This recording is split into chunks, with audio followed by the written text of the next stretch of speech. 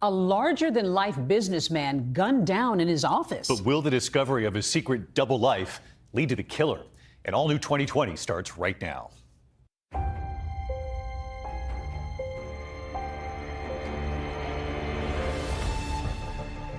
So in broad daylight, a man is shot dead in his place of business on a busy street. I knew as soon as I saw it. I knew he was gone. Just 2 blocks behind me, Bob Eidman was found robbed and murdered. Bob Eidman was shot 3 times. That 3rd shot is being an execution. I just all the way there saying, no, not Bob. There were just floods and floods of police cars coming in and just total chaos. We're with the Major Case Squad. They only have 5 days, so the clock is ticking. Diane found out on the site that her husband had been murdered. Yes, she did. She makes this statement, something like this has happened before. There were numerous individuals who could have done something such as this. He asked me a question that just kind of floored me. He said, "We're trying to find out about your brother's lifestyle." What is it like to all of a sudden learn that there's this whole other secret part of his life? People are going to find out some stuff they're probably not going to like.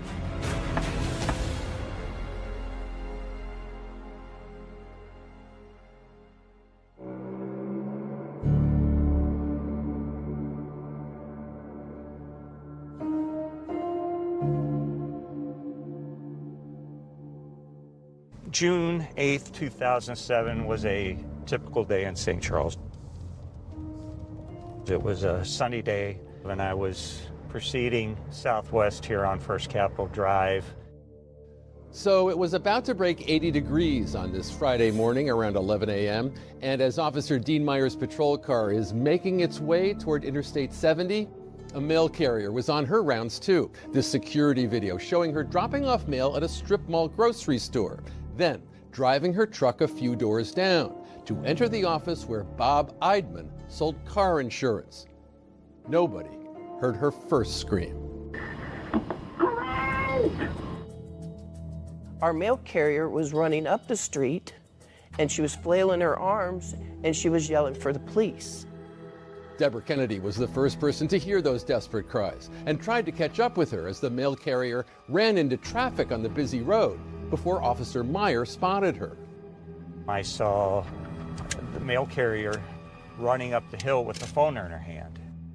Stop, please, stop. There's a man, I'm delivering the mail right now, he's lying on the floor with blood all over him. I asked what's going on, and she said Bob was laying on the floor and he had blood on his face. And she tries to investigate what's going on. She goes into Bob's office and gets the shock of her life. I went inside to see if I could help him. And when I walked in, there was plenty of blood. I watched his chest didn't move. I knew as soon as I saw it. I knew he was gone. Let me breathe for a second.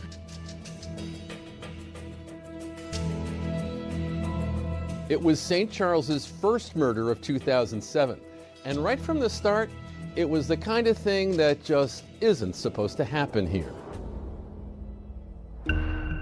That's because St. Charles, Missouri is an idyllic bedroom community. It's just over the bridge from St. Louis with a historic downtown and historic values as well. I guess the idea is that you're supposed to shed the stress of the big city as you come across the wide Missouri River and land here.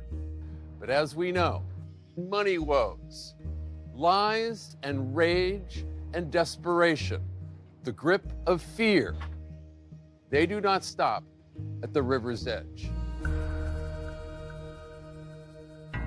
Now we've got a whole team of officers from the St. Charles Police Department. They've converged on the scene of Bob Eidman's murder. There were just, floods and floods of police cars coming in and just total chaos. Immediately I responded to the area, to the scene. Bob is laying on the floor between the 2 desks. He's laying on his back, and there's a pool of blood around his head. Bob Eidman was shot 3 times. The first shot was superficial. It was a grazing wound to his chin. The second shot was to his neck, shoulder area, which knocked him down. According to St. Charles homicide detective Don Stepp, the third and fatal shot had been fired through Bob Eidman's left eye as the assailant stood over his prone body. I would definitely classify that third shot as being an execution. This was an insurance office, and it was a fairly open area. We collected bullet casings, bullets, bullet fragments. We would mark the position, set up little yellow tents called photo markers. We would photograph it. We dusted for fingerprints. You're hoping that maybe you will find one fingerprint that may lead to a particular suspect. Police are seeking out anyone who might have spotted something that morning in Bob's office. With her office directly below Bob's, Deborah Kennedy didn't see anyone, but she might have heard something. I think it was probably around 10:30 or 11 o'clock. A friend of mine had come in. You know, I heard a couple noises, and we both kind of looked at each other, and then I heard a big thud on my ceiling. And we're kind of like, what the heck, is Bob doing up there? And so, being the way I am, I yelled up through the rafters, hey, Bob, keep it down. I'm trying to work down here. We came to the conclusion that those loud bangs that she heard was the gunshots in Bob's office. Police quickly worked to gather information about the victim. His name is Bob Eidman. He's 48 years old. He was married for a very long time, had no children, and worked in the insurance industry.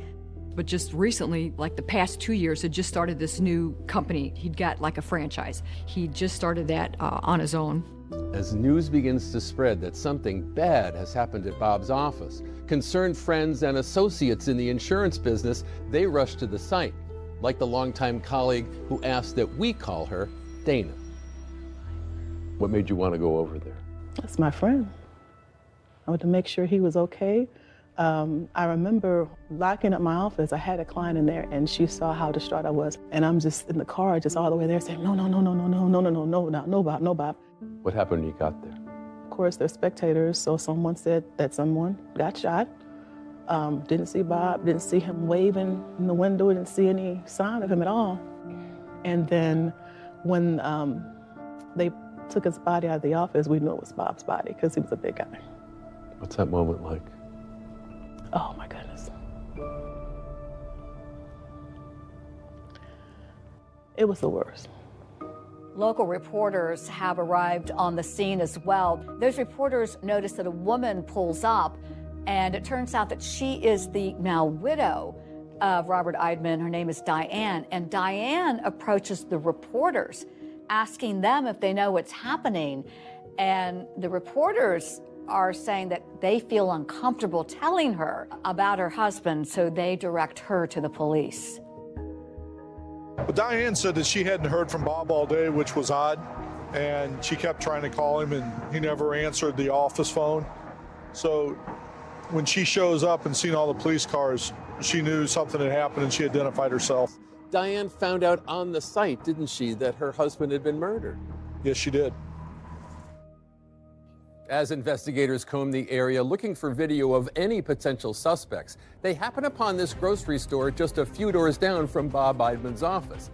Inside, they take note of the security camera that captured the mail carrier earlier that morning. It was right about there, pointed directly towards the front door.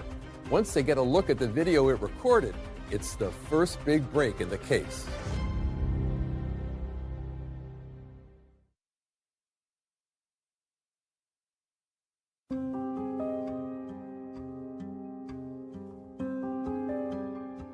Police believe Eidman was working alone when someone walked inside his business, fatally shot him, then took off. Insurance agent Bob Eidman is dead, shot to death in his office along a busy thoroughfare near the interstate in St. Charles, Missouri. We are west of the city of St. Louis, which most people kind of relate that to the arch. They are just separated by a river, so just hop on the bridge and you're in St. Charles. And like this town's famous Christmas tradition celebration and their lively Oktoberfest, murder comes but once a year. St. Charles averages about 1.5 homicides a year. It's a pretty peaceful community, and people look out for each other. A cold-blooded murder is not something St. Charles is known for, and the local cops will probably need some help with what looks like a big investigation. So they appeal to a special group for help. A request was made to notify the Major Case Squad. And they contact other departments that are in our area, and they send detectives to assist us. More than 30 detectives with the Major Case Squad are now looking for his killer. This elite Major Case Squad has a very high rate of success. 80% of their cases are solved. But with all this manpower, there's one catch. They only have 5 days to get the job done. So the clock is ticking. They're coming from all other agencies. At some point, they need to get back to theirs. The police canvassed First Capital right there in front of the shop. How you doing? Hi, what's up? We're with the Major Case Squad, and we're investigating a homicide that happened here Friday afternoon. Asking, did you notice something on June 7th? And then you can see in the distance those apartment houses. You talked to all the people who lived in those apartment houses too, didn't you? Every door was knocked on multiple times until we got contact. And could one part of Bob Eidman's line of work have put him in jeopardy? Robert Eidman's specialty in the insurance company was dealing with high-risk drivers, individuals that could not get insurance through traditional places, people that had prior traffic violations. He wasn't taking checks because apparently those had been bounced, and this is back in the day when checks were a thing. But his good friend and insurance colleague Dana, she felt Bob was taking too great a risk with the form of payment he did take. So he would accept cash against a lot of people who advised him not to take cash. Though he was known for accepting cash, he doesn't have a safe. Instead, police learned Bob would put the cash he received from clients into a far less secure place. There was a drawer in Bob's desk that was locked, and you'd have to use a screwdriver to manipulate the lock to be able to open it. When police managed to open the drawer and they checked the cash box, oh, there's money inside, about $200. There was no forced entry, but it could have absolutely been a robbery. I know one of the things they were looking for was Bob's wallet missing. And you're looking for anywhere that somebody might have thrown something, like Bob Eidman's wallet. From the top of the roof, all through the grass, ditches, sewers, everywhere. We could not find the wallet. The wallet's going to be 90% of the time in a man's back pocket. And to get that wallet out, you would have had to struggle between the wallet and the inside of the pants, which caused some friction. I recommended that we cut the pants pockets out and send them to the crime lab. We just thought maybe a sample of skin cells could be found inside Bob's pocket. When we touch something or brush up against something, some of our DNA is transferred to the other object. If they're located, those skin cells can be broken down into DNA. So you were checking for DNA everywhere else, but this was just kind of out of the blue. You just thought, well, you know, we might as well give this a try. Yes, sir. It was the first time that I'd ever heard of anybody's pants pockets getting cut out. While one team is feverishly working to gather physical evidence, another team is talking to anyone they can find, talking to family, friends, anything that will help them glean information about Bob Eidman. Bob was a big teddy bear. He was friendly, he was bubbly. He called me wild woman. I think it has something to do with my hair. It grew on me. Bob was a funny little guy, and I say little meaning that I think he was probably about 5'4", 5'6". If we were going to say what size personality he had, like small to large, where would you put him on the scale there, Pam? I'd say extra large. His persona was just so, hey, you guys see me? I'm here. How would you describe his relationship to authority growing up? Not good. He defied authority with regularity. He had to go to summer school every summer. In fact, my parents tried to bribe him and said, hey, if you can graduate from high school in 4 years, we'll give you a car. He's like, show me the car first. We were in high school together. Bob was pretty forward. He liked to talk to the ladies and hang out and visit. Then he met Diane, and he fell in love with her, and they were real close. I believe Diane and Bobby made a fantastic couple. I really liked Diane. She'd put Bobby in his place. Bobby say something smart, she'd say something smart right back at him. She was taller than him. I don't think it really mattered to him at all. He ended up getting some lifts, so he felt like he was as tall as his wife. Bob and Diane had been married for 20 plus years. They did not have any children. So instead, his office featured photos of the muscle cars that he loved, while under his desk, he kept a copy of the Dream Girls CD. He finally got to be his own boss, but there were great challenges, weren't there? Yeah, he started talking like, well, the business isn't doing so good. I haven't had that many people come in. He kept saying, you know, if I don't make this in the next couple months, I'm not sure. I might go under. Yeah, I'm not sure I'm going to be able to make it. Think about all that financial stress. At least one person thinks it was taking a terrible toll. I thought he committed suicide. You thought he was so despondent that he might have taken his own life. I did. Remember that video camera in the grocery store next to Bob's, pointing toward the street in front? Police have been poring over the footage, and now they may have found something of interest. There, that white car. At 10:50 a.m., you see the vehicle drive past the front doors, and 4 minutes later, you see it drive past the front doors, I believe a little slower, and almost like creeping along looking for something. Was this driver making sure the coast was clear? It wasn't the greatest picture, I remember that. It's always frustrating when you can't identify the people inside the vehicle. One thing we can tell is a white four-door vehicle. Luckily, I'm impressed you can tell it's a four-door vehicle. It looks like a white car. But it turned out the small St. Charles Police Department had a car maven. we have an individual at the time that could almost identify almost any type of vehicle. He was a big car guy. He said it was a Ford Focus. Like, I like cars, but honestly, wow. We're kind of looking at this several different ways. Is he having problems with a customer with a white Ford Focus? The bad news is that in St. Charles County, there are 1,300 Ford Focuses. In the state of Missouri, there are 5,000. 5,000 is a big number to have to deal with. But they're not finding anything suspicious until a gift-wrapped lead suddenly falls into their lap. A white car is crashed and abandoned nearby. And get this about the driver. He had bloody clothing on. Why has he got Bob's business card? I hope this is it.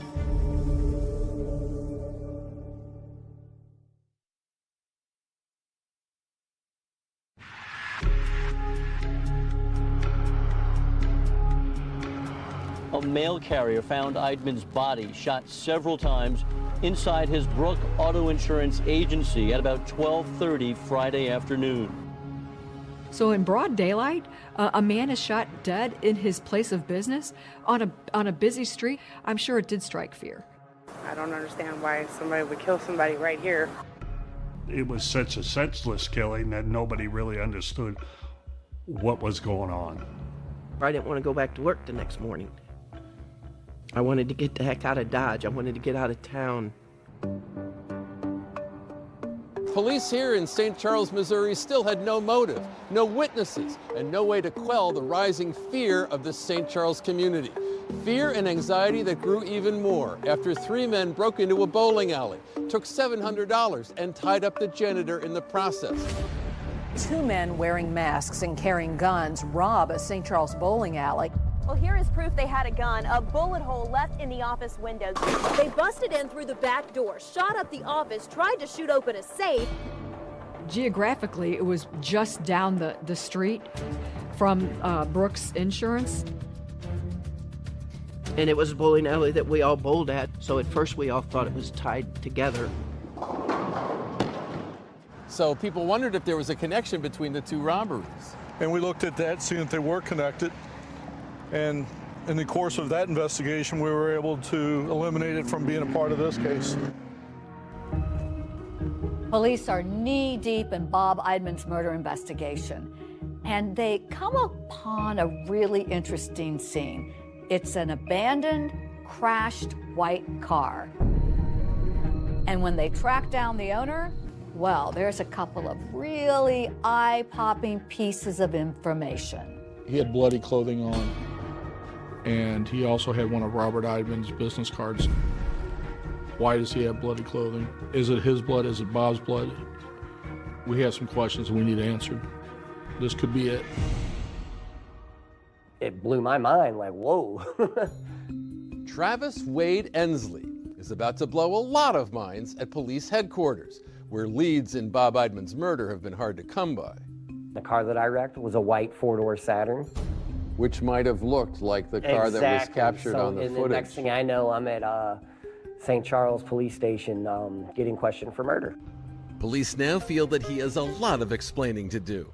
So as Travis recalls, his story goes kind of something like this. I needed new insurance on my car. My buddy's like, check this guy out, and called him up, he gave me good rates. And then like a week later, I had been out, had a couple drinks. Okay. I wound up wrecking my car right by my apartment. My airbags deployed and it knocked the sense out of me, and I like staggered down the hill, like right to my apartment, didn't remember nothing. Okay. Next day, I woke up, I walk out my door, my car's not there. So Travis calls police to report his car as stolen, but then is stunned to suddenly find himself a potential person of interest in a murder. I was scared to death. They were coming at you. Yeah, they were coming at me pretty good. Travis has what seems like a likely story about why there's blood on a shirt. He said that when he crashed his car, he got a bloody nose. Cops will check out his story, so they're not quite ready to clear him. And they went and looked into certain, my alibi and this and that. They're like, okay, yeah, he's not the guy. Now, police turn their attention closer to home, to Bob Eidman's widow, Diane. It is quite routine for police to look at the spouse of someone who's been murdered. When Bob's wife, Diane, was advised that Bob had been murdered in his office, she didn't have a great reaction. While Diane does appear to be upset in this photo, some detectives at the scene felt she was not overly emotional. I don't want to say it didn't seem like a surprise to her, but she wasn't reacting in a manner that I thought a wife would react when they found out her husband was shot. That struck me, and I'm sure several detectives, as unusual. Is she in shock? Is she in denial? Is she involved in this? Then there's Detective Stephanie Kaiser. Already a veteran sex crimes investigator, Kaiser was respected for her sensitivity and understanding with victims. That would be completely normal in a shock situation like that. There is no such thing as a one-size-fits-all when you're talking about trauma, because to be able to process that would take some time. They're moving slow, they can't think, so I make nothing of that behavior. Now Detective Kaiser is about to become the St. Charles Police Department's Diane Whisperer. Diane Eidman became my lead. Right. We were assigned to take her from, sadly, the scene. Diane wants to go to Bob's parents' home so that she can break the terrible news to them. And during that ride, Diane talks about how she is the manager of the kitchen at the local hospital, and she also offers more information about her beloved husband. She said that there was financial problems. When you say financial problems, what do you mean? I mean, they were having a tough time paying bills. According to Diane, there wasn't much cash coming in. The business itself was struggling. Detective Kaiser continues talking with Diane, and she makes a note that Diane seems incredibly forgetful. She can't remember her own Social Security number. And then the detective asks her about any existing insurance policies. She was upfront that, yes, I have a life insurance policy through work. Diane initially gave us an answer that she thought they had a couple of small policies, approximately $5,000. Not much, right? Not much. So Diane was pretty direct with me. I think she'd had a lot of questions asked of her and then just kind of tells me boldly, I did not do this. These conversations with Diane will shape and reshape the police investigation into Bob Eidman's murder. At the end of that first day, Diane sounds like every other resident of St. Charles. She is terribly afraid. It's just dawning on her, wait, I'm not safe either. I have to act and get her extra patrol, and I did. But you have to still go where the evidence leads. And no one knows yet where that evidence will lead, especially in the wake of the very first astonishing story that Diane Eidman tells Detective Kaiser, with words that will be ringing in lots of heads at police headquarters. One of the first things she says is, don't take this as a confession or anything, but this happened to my dad too. Has her father been murdered and her husband murdered as well? Has lightning struck this woman twice?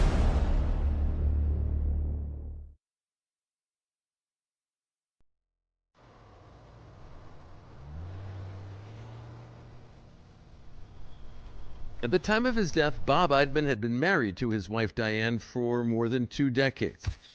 And yet, even those closest to him could find Diane to be something of an enigma to them. Not very outgoing. No, not very outgoing. She's just kind of shy and quiet. I mean, she just didn't really have a lot to say to anyone, really. When you would ask Bob about Diane, what kinds of things would he say about her? His famous saying was, "She's not the person you think she is," and I never knew what that meant.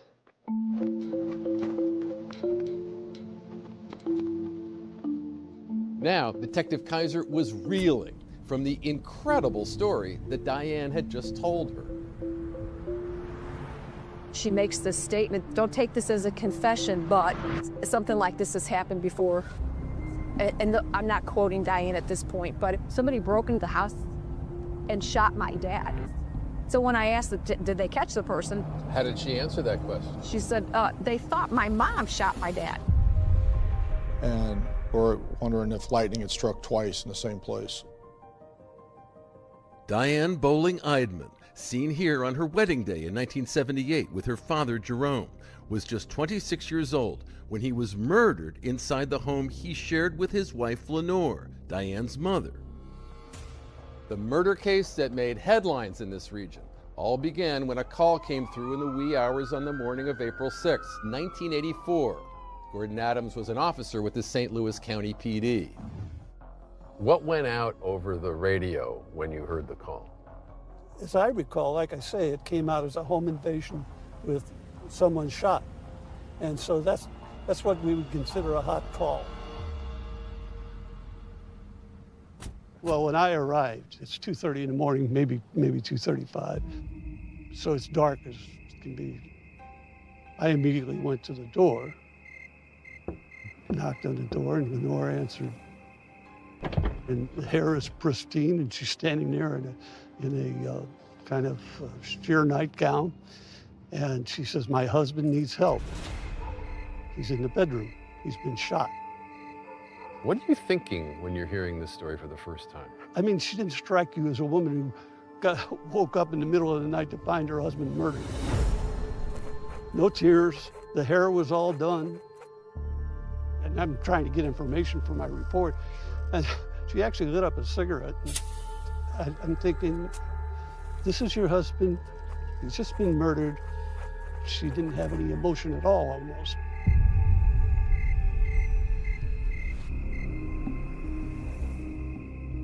David Barron was a detective with the St. Louis County Police assigned to the case. So Lenore Bowling was asserting that an intruder had come into the house, somehow found her husband's service revolver, used that service revolver to kill him, and then left. That's what she was saying. How did that strike you as a plausible story, given your years of experience in law enforcement? It was an improbable set of circumstances. And to throw into that, the garage door was open about a foot. Okay, that garage door over there correct. was open a foot. And the inside garage door, leading it from the garage into the house, is the only door in the house that did not have a deadbolt. Diane's mother had told police she believed she was being stalked in the days prior to the shooting by a black male driving a black car who'd been leaving notes at their home. And there was a note found at the crime scene. Well, the last note that was found at the scene said, "This is for you, pig, for what you did to me." No, I made a canvas later on of the neighborhood. No one saw a black male in a black car dressed in all black. Lenore Bowling was charged with the murder of her husband. She pled not guilty, and while she was awaiting trial, she moved in with Bob and Diane.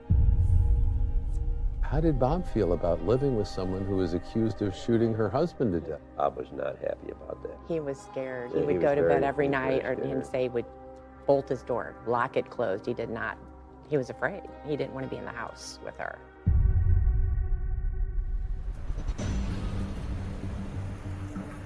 After that fateful night, this saga ending here in the fall of 1985. Diane Eidman's mother, Lenore Bowling, on trial for capital murder in the death of her husband, Diane's father, Jerome Bowling. Lenore Bowling found not guilty of her husband's murder.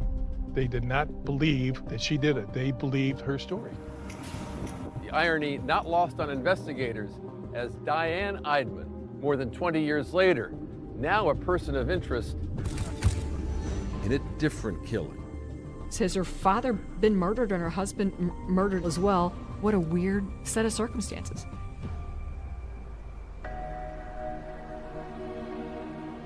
But it was something else Diane Eidman told investigators about her own husband that they said gave them pause. During Diane's initial interview, she was asked if there was any insurance policies. Diane said that she thought there was one policy, and she thought it was just a small policy, approximately $5,000. She describes that she has a life insurance policy through work. She's not sure about the details on that. I was contacted by an insurance company and told that there was additional policies for Robert Eidman that we were not made aware of that were quite substantial in size.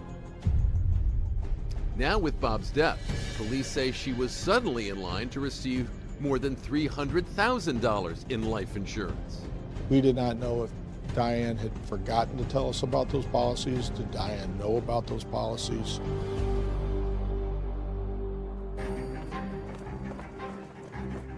And as they start looking deeper into Bob Eidman, they make a mind-blowing discovery. This man was leading a double life. And then the commander of the major case squad asked me a question that just kind of floored me.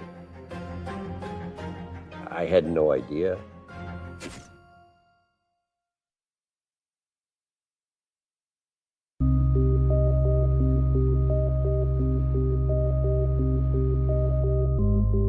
I went to Bob's funeral, and it was sad to see him there. I didn't expect to go see my friend in a casket, and I felt horrible for his wife and his family. Bob's older brother by 21 months. Glenn Eidman grew up as a straight-A student, and he was a frequent target of Bob's verbal barbs. How did he feel about you being a policeman? He made fun of me a lot. He did not like that. Wasn't big on police. He got in trouble growing up. Glenn always believed that Bob was his mother's favorite. Even so, he said he was not prepared for what he says she asked him to do as they attended Bob's funeral. At his funeral, my mom, she was confined to a wheelchair. She was in very poor health. So she goes, "How could somebody do this to my boy?" I said, "Mom, I don't know. I don't know why." She goes, "Well, I want you to find those people. I want you to kill them." And I said, "That's not how this works. You know, I'm a police officer. I can't do something like that." But she was very devastated, and literally 3 months after his death, she died. She has lost her will to live. It was kind of a rough year, for sure. I went up to the funeral and seen Diane as she was broken up, but I didn't ask a lot of questions. She never really said a whole lot. She really didn't say a lot about anything. She was pretty quiet. I was just watching Diane and just grieving with her. And I noticed there was a large police presence. And I just thought that was odd for a funeral. But if they suspect the murderers to be there, then they were there for a reason. At the time of Robert Eidman's funeral, we set up surveillance and we recorded video of the attendees at the funeral, as well as obtaining the guest book. for the services. Police check out every name on the funeral registry. It takes them nowhere. Meanwhile, it's day 4 of the Major Crimes Task Force investigation. The clock is ticking, but still no good leads on who killed Bob Eidman. We were striking out. There was no one that could really come up and say, Bob's having a problem with anyone. But then the Major Case Squad does a deep dive into Bob's email, his phone, and computer records. They're searching for any hidden clues. They make a discovery they're eager to know a lot more about, just as Glenn comes in for his interview. You know, they put me in an interview room to ask me some questions. I said, you know, I have nothing to hide. You don't have to play these games. You know, ask me whatever you want. And he asked me a question that just kind of floored me. He said, we're trying to find out about your brother's alternative lifestyle. I said, what alternative? He goes, his affairs. You know, I go, you think he's out picking up women? I mean, he, you know, that just ain't happening. And he's like, your brother was gay. I had no idea. We had no idea. We did not know that. Turns out this long-married insurance agent was leading a secret double life. While we were analyzing Bob's computers and it was discovered that he was visiting male-on-male websites were sexual in nature, and he was making contact with some of these places. Sometimes in these murder investigations, as we dig into them, you find a lot about a person's life, their lifestyle.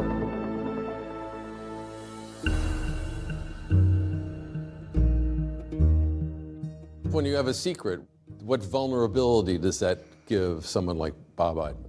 Anytime somebody has a secret and somebody knows it, and you're keeping it a secret for a reason, people can use that as leverage to get their way if they want to blackmail you or extort you. As investigators continue searching through Bob's phone records, they find something else noteworthy. One phone number keeps popping up, belonging to a man from out of town. They had an intimate relationship. They would rent a hotel room somewhere and visit each other. Automatically, a flag gets raised. What is it like to all of a sudden learn that there's this whole other secret part of his life that you knew nothing about? It was upsetting. I guess I felt he should have been able to talk to somebody about that. He shouldn't have had to hide that life. He shouldn't have had to lie. Having a relationship and being gay that's just part of life. And I wish he would have been able to share that with us. Yeah. How you doing? Police bring in this secret lover for questioning. They can't help but wonder, would this man have a reason to murder Bob?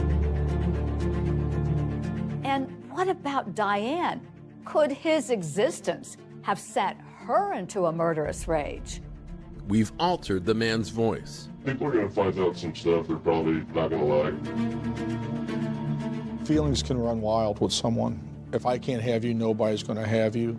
It gives people motive.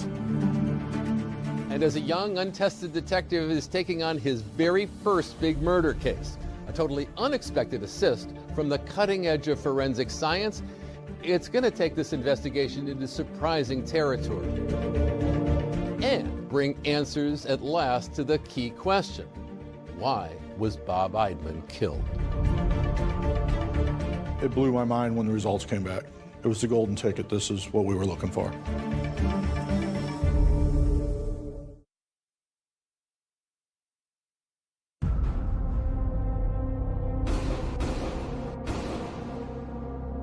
Two blocks behind me, Bob Eidman was found robbed and murdered. Diane found out on the site that her husband had been murdered. Yes, she did. She makes this statement, something like this has happened before. Somebody broke into the house and shot my dad. It absolutely crossed everybody's mind that this was kind of a copycat murder. I've told her, hey, your husband's been killed. Your marriage is about to be put under a spotlight. We discovered that Bob was having an affair. She had found out that he was having an affair with another man, and that she was very angry about that. They'd had an argument about that. Diane was asking, are you telling me my husband's gay? This is one of those bizarre cases where all the evidence seems to be pointing in one direction, then suddenly the rug is pulled out from under you, stunning everyone.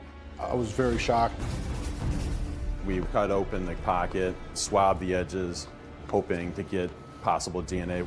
And the next day, state gave me the name. I was sitting in the same room with the person that shot and killed my brother.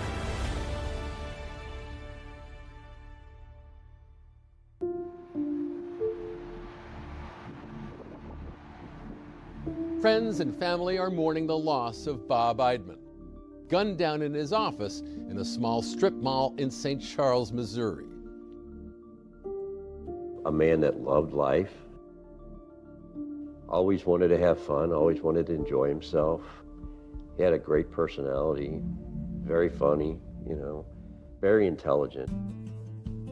You know, he seemed like a nice guy, but after you got to know him a bit, that's when the Bobby came out. I mean, it was extremely comical. He'd make me laugh so hard. I mean, it would hurt. He liked to have fun. He loved muscle cars. And as far as in the office, you heard him. He was a loud guy. He was one of those guys that when he got on the phone, you kind of put your earplugs in because he was pretty loud. Larger than life, he was. I could depend on him when I was not in a great place. He would talk and he made sense. Now Bob Eidman was dead, and nothing made sense. It was a little before 11 a.m. on June 8th when a mail carrier discovered Bob's lifeless body on the floor of his office. Stop, please, stop. There's a man, I'm delivering the mail right now, he's lying on the floor with blood all over him. Bob Eidman was shot 3 times. There was no forced entry or anything. He was a business that was open for business, but it could have absolutely been a robbery. Robert Eidman's specialty in the insurance company was dealing with high-risk drivers, individuals that could not get insurance through traditional places. So he would accept cash against a lot of people who didn't take cash and advised them not to take cash. This is a huge murder case in a very small town. And with more questions than answers, St. Charles PD needs help, and boy, do they get it. Enter the elite major case squad. 20 to 30 detectives will respond, and the only thing they will work on for the next 5 days is that situation they've been called out on. The investigation into Bob Eidman's murder is all hands on deck. One of the things that we were not able to recover or locate was Robert Eidman's wallet. Bob's wife Diane said he always carried his wallet in his back pocket. Police are desperate for leads, so they're going to try something unconventional. They cut the back pockets out of Eidman's pants to send for something they call touch DNA testing. We just thought maybe a sample of skin cells could be found inside Bob's pocket. It's a newer technology and it's a long shot. Police, meanwhile, canvassed the neighborhood where the crime occurred. They're knocking on doors. They're looking for every clue they can find. During the area canvass, there's a Mexican grocery store. It's just a couple of doors down. I think it was on the end of this particular strip mall, and they were able to locate some surveillance video. A white car passing by twice, but the video is grainy. In that video footage, we saw a Ford Focus. We were not able to get a license plate due to the angle of the camera, and we were not able to see who was in the vehicle. With lead after lead coming up empty and the clock ticking on that major case squad, Diane Eidman. She remains a subject of, well, we'll call it curiosity. She was, after all, the person closest to Bob. It is quite routine for police to look at the spouse of someone who's been murdered. Tough questions need to be asked about the state of the Eidman's marriage. I took that a step further. Has there been any time that you two argued? Has there been any time that you were unfaithful to him or he was unfaithful to you? Diane insisted the marriage was fine. But when investigators seize Bob's computers to be analyzed, they make a shocking discovery. Bob's been visiting gay websites online. He's looking for massages and sexual relations. Bob Eidman had been leading a secret life, and a search of phone records reveals so much more. We found several calls that were coming in and coming out pretty much the same time each day. We discovered that Bob was having an affair. A secret relationship with a man who lived more than 3 hours away. Police take a drive to interview him. He was very forthcoming in the fact that the relationship between him and Bob was an intimate relationship, but very much affectionate and loving. They'd hoped to be together at some point. It wasn't like a quick fling, kind of out the door kind of thing. I think that's what it was going to be. We just became good friends and just kept talking from then on. He says he never visited Bob in St. Charles, but said the two spoke every day and that he loved Bob. The two would stay in motels closer to his hometown when they got together. During the interview with investigators, he rolled up his right sleeve to reveal a tattoo that he said was for Bob. While doing the search of his home, we located a box the size of a shoebox, and it had cards from Bob. It had receipts from when they'd go to dinner or go to a hotel. He was saving it. With such tender and strong feelings for Bob, a handful of scenarios leap to the mind of law enforcement. Could it have been a jilted lover who murdered Bob Eidman? Feelings can run wild with someone. If I can't have you, nobody's going to have you. It gives people motive. In theory, a jilted lover made potential sense to investigators, but the man had an alibi. On the date of the murder, he was at work, hours away from St. Charles. He was on video, and there were numerous people who said, yes, he was here this day. This is the time he clocked in. After passing a polygraph, Bob's secret lover is cleared. But it's something he tells investigators about Diane that raises red flags. He called me. He goes, I got some bad news. I said, what? He said, she read one of my emails. He said that Friday night, he said it was a pretty bad night. Investigators are now zeroing in on Diane. How angry was she when she discovered Bob's secret life? Angry enough to commit murder? You never met her before? No. I've seen her picture. Would she be angry enough to go in and do that?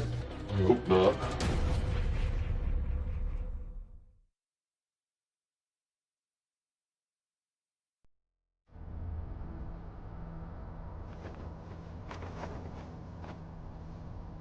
Days after Bob Eidman is murdered in his office, police discover the long-married insurance agent had a secret male lover, a man whom he met up with for motel room trysts and who he spoke to every day, a man who was devoted to Bob.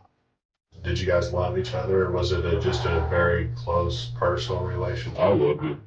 But I never said it to him. The secret lover is alibied out for Bob's killing, but in a frank session with police, he says Bob told him that Diane had discovered their relationship, and he says that Bob had told him Diane's reaction had led to a full-blown argument between the two. He said that, she said, who's, and, so this is, I think he said this is just, a fantasy deal or what have you. It's what Bob said. She asked him if we were sleeping together, and he said no. He said it was pretty rough that night, but Friday night. It was up to Detective Stephanie Kaiser, the Diane Whisperer, to broach the delicate subject with Bob's widow while interviewing her at the Eidman's home. Kaiser said Diane told her that she'd learned of her husband's relationship with the man after discovering an email between the two, that Bob denied having an affair, but it was the tone of that email which had deeply hurt her feelings. She describes it as he's telling him intimate things that he hasn't told me. She's telling me I felt hurt because he wasn't speaking to me that way. So they're married. What do you think she meant when she said that? What kinds of things were they saying to each other? I didn't ask the specifics, but I'm just talking to her about it. Did this happen? Could this be a motive? In Detective Kaiser's account, Diane seemed to be struggling a little bit with the nature of her husband's relationship to the man. or what they did during their time together. When I'm interviewing Diane, one of the things I asked a lot of different things, to the point where Diane was asking me questions like, are you telling me my husband's gay? I asked her, what did Bob tell you? What are your impressions? Her response back was, he told me no. He was going there to meet with him. They worked together, and he needed the stress relief. Kaiser said Diane told her that when she learned of the relationship after discovering that email, she and Bob discussed it, but they never argued. I'm telling Diane, Detective Stepp and Detective Grove are talking to him now. He's saying you guys had a loud, angry argument. She said, I don't know that it was loud and angry. Well, that's what he's saying. You know, Diane, what say you? She said, I told him it was over. I told him he was going to end that friendship. But she said, I don't know if I was yelling and screaming. I go, that's what he's saying. I'm just asking. So. But she laid her foot down. She gave him an Yes. ultimatum. You are not to see this guy anymore. Yes. As far as you know, did Bob adhere to that ultimatum? No, he did not. Diane Eidman finds herself sitting in a polygraph room at the St. Charles Police Department. So Diane was pretty direct with me. I think she'd had a lot of questions asked of her and then just kind of tells me boldly, I did not do this. I didn't. Diane is just direct. Diane Eidman voluntarily submitted to a polygraph, and the results came back being inconclusive. She doesn't pass, but it's inconclusive. So it's just still kind of puts her in that iffy category, if you will. Adding to investigators' frustration, a day after Diane takes that polygraph test, the clock expires. The major case squad is out of there. 37 officers, 15 different departments had spent more than 2,500 man-hours investigating, with no arrests. A frustrating end to a furious search for answers. When it goes back to our police department at the time, it is frustrating knowing that you didn't solve this case and it just goes on to an active case file to be looked at as further investigative leads come in. At that point, I'm assigned the investigation. The task of solving the murder of Bob Eidman now falls to a junior detective in the department, Don Stepp. When my sergeant came up and asked if I would like to be assigned this investigation, I was overwhelmed. It's one of those things, am I ready to do this? You don't want to say no, it's an opportunity. I wanted to see this investigation to the end. Don had contacted me and said, I'm starting from scratch. I'm going to take this entire investigation. I'm going to do everything over again. What did that feel like to hear? Well, it was refreshing to, I just felt like there wasn't a lot there. In 2007, I had only been a detective for 4 years. I was the young guy in the squad. I had got promoted and I was a police chief at the time, and I didn't want him to feel like there was pressure on him. But he met with me a couple times, and the one time that really struck home is he said, hey, you're like family, and I am going to solve this. What motivates me to keep going on this investigation is there's someone or someones who had killed Bob Eidman. Bob Eidman needs someone to stand in his corner. Detective Stepp continues to immerse himself in the details of the case. It had been over a year since Bob Eidman was murdered, when Stepp is at the airport in St. Louis, and he spots Diane. I was off duty, and then I was picking up a family member at the airport, and Diane was walking my direction. Despite the time that had passed, Diane had never fallen off of Stepp's radar. Diane Eidman knows that you're keeping a close eye on her, doesn't she? Yes, sir, she does. How would you characterize the look on her face when she saw you? Shock. I believe at that point she thought she was going to be arrested. But the surprise of a chance encounter pales in comparison to the shock investigators get when they receive a call from the crime lab. Remember that pocket police cutout of Bob Eidman's pants to send for DNA analysis? It blew my mind when the results came back. It was the golden ticket. This is what we were looking for.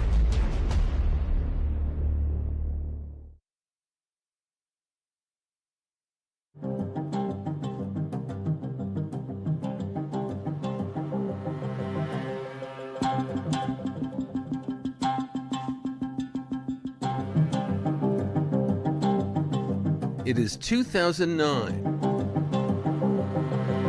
And Diane Eidman is spotted at the airport in St. Louis by Detective Don Stepp. How would you characterize the look on her face when she saw you? Shock. Stepp documents the incident, later learns that Diane took a trip to Las Vegas.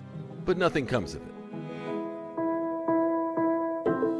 And if you don't have a suspect right away, then there's things that take time. So things slowed down, but things did not stop. Face it, there are few, if any, solid leads to pursue, including the identity of that mystery driver whose car was seen on the day of the murder. They had this famous lead about this car that went around the block, and they had it on video, but there were 22 detectives for 5 days, and they didn't find it. And there's another lingering piece of evidence still out there. That touch DNA taken from Eidman's back pocket. It was sent to the St. Louis Major Crimes Lab. Anytime you submitted any kind of DNA information, DNA samples, it was going to be a year or more before you got an answer to it. Nearly 2 agonizing years after Bob's murder, it's as if this case is frozen in time. I felt that they were never going to solve the case. I mean, we pray every day.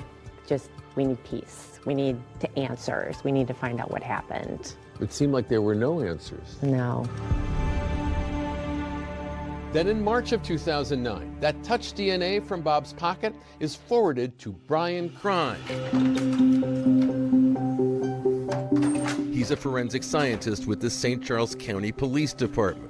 We were contacted by investigators and asked if we could do the DNA on the case. With almost every angle of the case having been explored and explored again, it all comes down to what Crye could uncover with the DNA analysis. If we were going to swab the back pocket of a pair of pants, we would cut open the pocket, swab the edges, hoping to get possible DNA. Once I get a swab, I process it and cut the tip off and put it in an extraction tube, and then we load it onto a genetic analyzer that ultimately produces a DNA profile. But given the cold case backlog, it takes several more months for the DNA to be processed. And when the results come back, investigators get a major break that heats up this cold case. I developed an unknown male profile. It was a mixture of 2 people. One of those persons was the victim, Robert Eidman, and the other one was an unknown male. I knew once we obtained the DNA profile, the identity of the individual in Bob Eidman's pocket, I knew that was the golden ticket. I knew that was when we were going to be able to close this case. That unknown DNA could lead investigators to Bob's killer, so Crye enters the profile into CODIS. That's a law enforcement database. Hours later, there's a hit. It hit that same day, and the next day, state gave me the name. The DNA doesn't match Bob's wife or his secret lover or anyone else the police had been looking into. Instead, it comes back to someone who was never on the investigators' radar. What did you learn that person's name was? Paul White. When the name's first discovered, Detective Stepp is otherwise engaged. I was on a traffic detail directing traffic. Did you just want to run up and down the street and tell people we've got our guy? I was very shocked. My mind was not on directing traffic at that time. What did you do then? I started researching Paul White. Turns out Paul White was no stranger to law enforcement, having served 15 years in prison for robbery. When they got the DNA match, Don had contacted me and said, I'm going to solve this. And I truly believed him. I got to give him a lot of credit. You know, he did a lot of old-fashioned work. This new lead poses even more questions for investigators. Could Diane have hired Paul White to kill Bob, or had White acted alone? When the DNA came in, that didn't seem to exclude her either. The idea being maybe she had hired somebody. Yes, I mean, it was worked all the way through. You you now have Paul White's DNA on Robert Eidman's pocket at the time of his murder, right? Yes, sir. So I assume you want to talk to Paul White. Yes, sir, I do. And Paul White was not hard to find. Paul White was incarcerated at the time when the DNA came back. How you doing? And so in September 2010, Detective Stepp pays a visit to Paul White at a maximum security prison in Fulton, Missouri, where he's serving time for forgery. Do you have any idea why we're here? I wanted him to know right off the bat that we knew he was there. Does this guy look familiar? Never seen him before. I wanted the truth. I wanted to get a confession from Paul. I've got your DNA in his back pocket. And will that touch DNA evidence be enough to get that confession? White leaned back in his chair. He laughed. It's impossible. It's not. It's impossible. It's no way in the world. It's impossible. What are you thinking when he does that? I'm thinking this is going to be a long interview. I'm getting taped and stuff, and what the, man.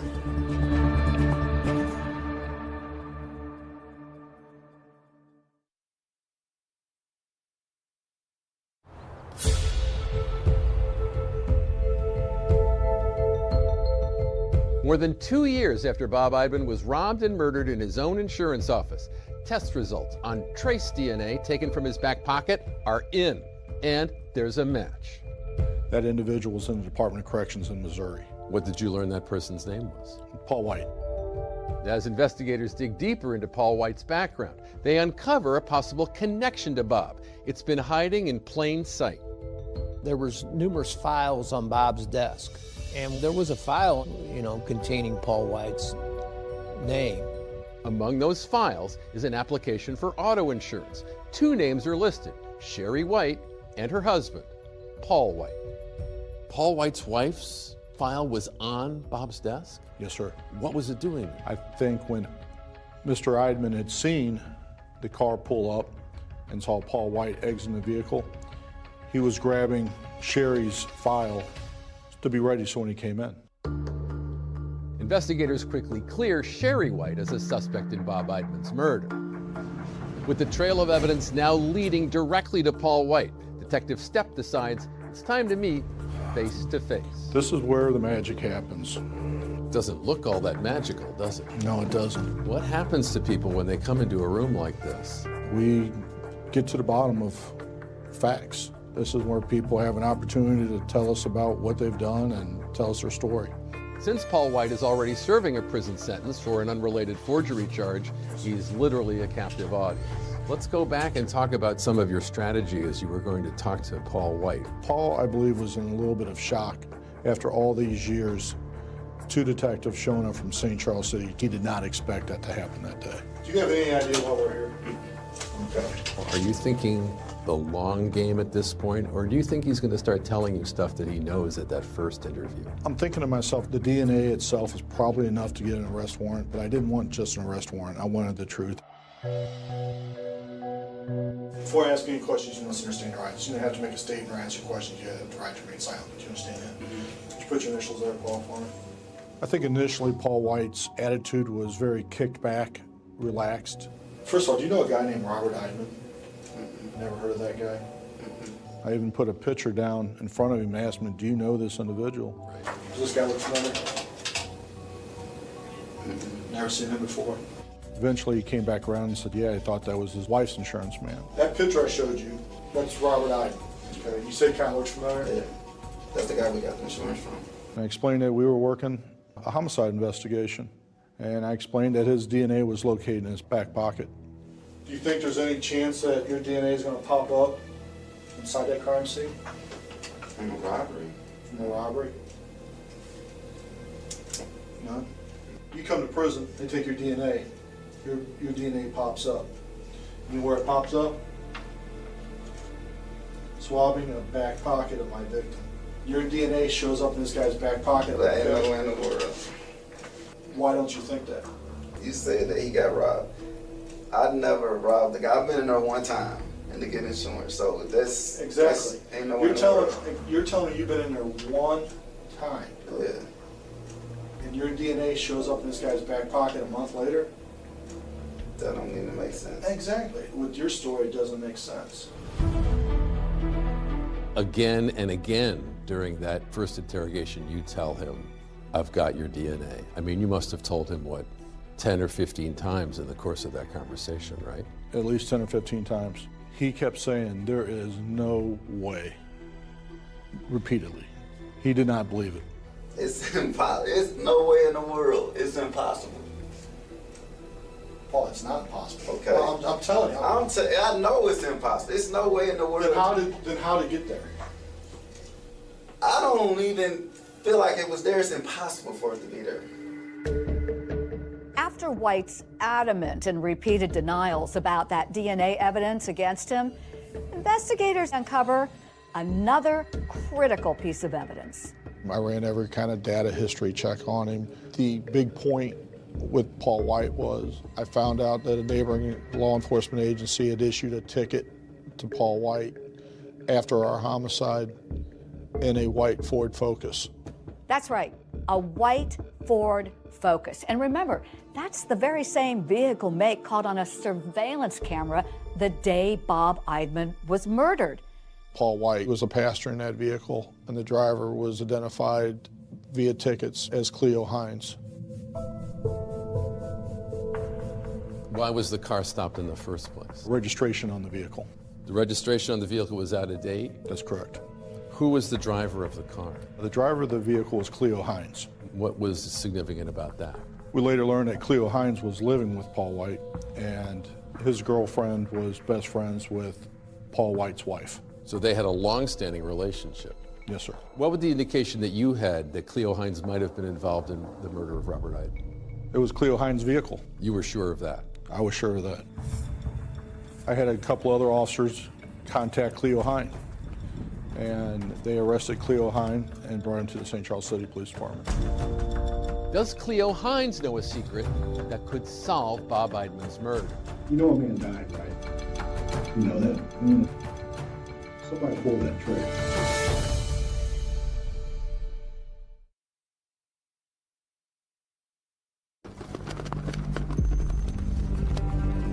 After several years of lead after lead turning cold, the investigation into Bob Eidman's murder is now heating up as lead detective Don Stepp zeroes in on a new suspect, a man named Cleo Hines. I was going to take the same approach with Cleo Hines as I did with Paul White. Are you the hardened criminal, or are you a guy that made a mistake? Let's talk about the robbery. Dude, I know all about it. I told him we had a positive idea of his vehicle. We had a positive idea of a Focus, a white four-door Focus. You know your vehicle's on a video? Do you know that? You know that Mexican grocery store? There's a video camera inside. So I seen you pull in. Now, you didn't just pull around once, did you? No, like twice. You pulled around twice, and that's on camera. Yeah. Then you pulled up. He knew he owned a white four-door Focus. He knew he was involved in this. There was no way that he could fight that. Unlike Paul White, Hines immediately starts talking, saying White approached him the day of the murder. He got a gun in his hand. Okay. He wakes me up out of my sleep, into my head. He told you he was going to do a robbery. I basically already knew that because of the gun. Okay. And how he was acting. I mean, he didn't have no money. It took a very short time, and Cleo just started talking and talking and talking. What kind of handgun do you think it was? It looked kind of like a 9mm Glock. A 9mm Glock, the same type of handgun investigators determined was used to murder Bob Eidman. But the question is, who pulled the trigger? Somebody pulled that trigger. Okay. It wasn't me, it was him. Okay. And Cleo wanted to give his side of the story to defend himself against whatever Paul might say he did. I told him too much to drop him. I'm outside. He goes and about 5 minutes later he comes back out. Did he have gloves on? Paul? Yeah. He had gloves on. White gloves. White gloves. They were like cotton, like gloves. Paul White had been wearing gloves, so Paul White absolutely wasn't going to say anything because he believed his DNA couldn't have been located because he was wearing gloves. I don't even feel like it was there. It's impossible for it to be there. So if a perpetrator was wearing a cotton glove when they go into the pocket and digging around, they could leave that DNA that's already on the exterior inside the pocket. Also, if the individual is sweating, it could actually soak through the glove and leave DNA behind that way. What do you do with those gloves after the shooting? In the barbecue pit? Yeah. Armed with Cleo Hines' confession, Stepp hits the road to Fulton Prison once more for another crack at Paul White. And I'm gonna tell you right up now, I got a full confession from Cleo Hines. Okay, he told me everything. But even after Detective Stepp reveals Cleo Hines has accused Paul White of being the gunman, Paul White doesn't blink.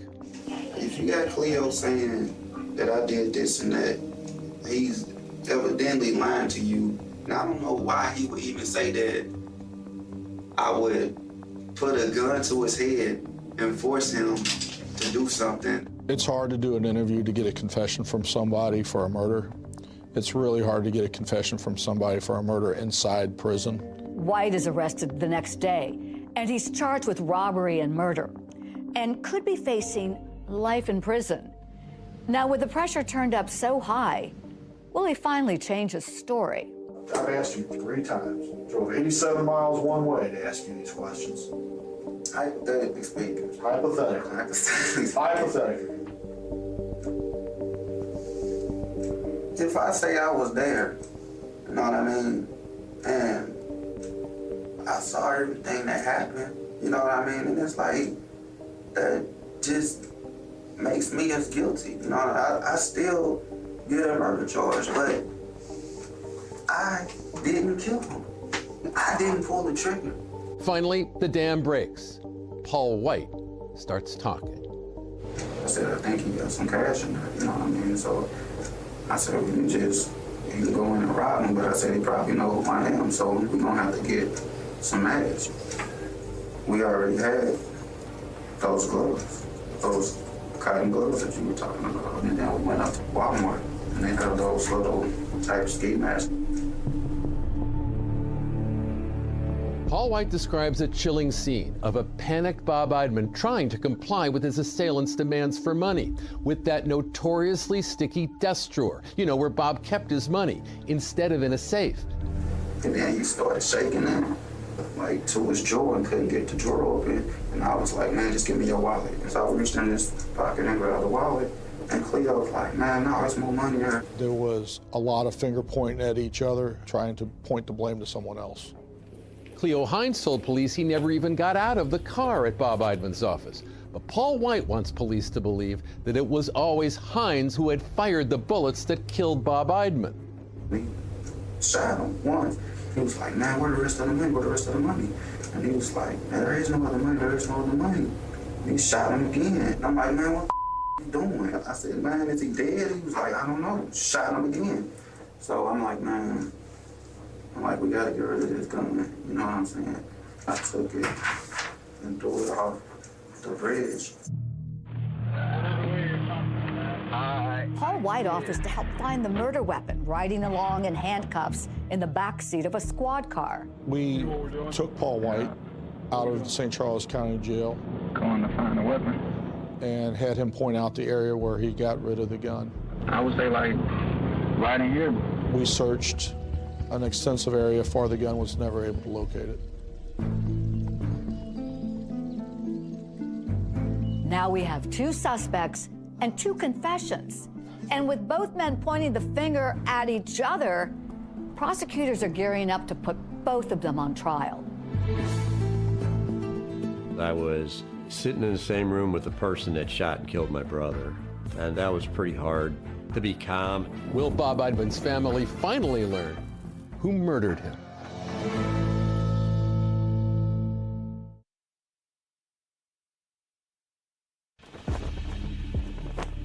At the climax of a more than 3-year investigation that at one point involved 37 officers, cops finally learned the details of what was stolen the day of Bob Eidman's murder. How much money was in the wallet? Wasn't nothing but like $300. So, how much you like get? $150 a piece. $150 a piece. Paul White and Cleo both advised they went to the casino after the homicide and lost the $300 almost immediately. He went to the casino because that's what he did with life. He lost the money. Yeah, basically did for nothing. Right. It's hard to think about a man's life being taken for $300. He didn't deserve what he got. He was running a business, trying to make a living, and somebody felt that what he had, they needed too. And so they took it from him. They could have taken his money and left. They didn't have to kill him. As far as any connection between the two men accused of killing Bob Eidman and Bob's widow, Diane, Paul White revealed to investigators that he didn't even know who she was. Do you know a woman named Diane? No. You don't know a woman named Diane Eidman? No. With Paul White and Cleo Hines now both charged with Bob Eidman's murder, it now falls to Detective Stepp to break the news to Diane Eidman, who had long been in his crosshairs. I met Diane at her place of employment, and I said, Diane, this is over. We have the individuals, and we have the charges on them for killing your husband. Was she angry at you? I don't believe she was angry at me. There was a lot of stress that just came off Diane. You could almost see it leaving her body as she was shaking and crying. She was very happy that this was over. Here, some 5 years after Bob Eidman's murder, Paul White and Cleo Hines are set to stand trial in this courthouse. 2 trials, 2 defendants, with 2 totally different accounts of the crime. First up at trial, Paul White, who pleaded not guilty to first-degree murder and first-degree robbery. Really didn't know what to think when I came into trial because I was sitting in the same room with the person that shot and killed my brother. And that was pretty hard. The trial for Paul White lasted 3 days, which is actually very short for a murder trial in this county. The trial was swift, and so were the deliberations. The jury needed just 2.5 hours before delivering a verdict. Paul White, guilty of murder and robbery in the first degree. As for Cleo Hines, he decided not to put his fate in the hands of a jury. Before his trial, he entered what's known as an Alford plea. An Alford plea is a plea in the state of Missouri where an individual will not say, I did it, but there's enough evidence to say I did it. With that plea, Hines is convicted of a lesser crime than White, second-degree murder and first-degree robbery.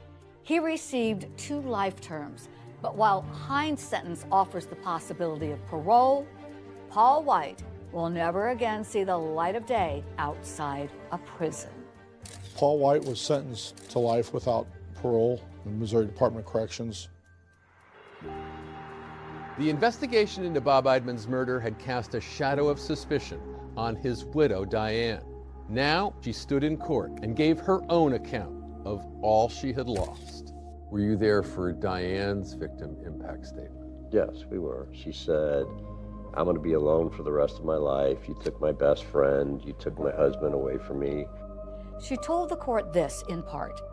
I looked over my shoulder for 5 years afraid, never knowing if the people who killed Bob were coming after me, or did the police really believe that I killed my husband?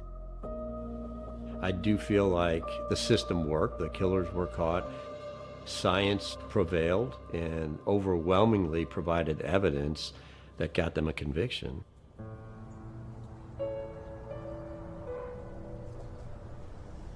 Never again can he come to a Christmas dinner. Never again can we see him for a birthday party. Never again could he and my son talk and have a conversation or a relationship. He just loved life. I mean, he was always happy and making jokes, making light of things all the time. We talk about him all the time. It's not like he's gone. He's still here with us.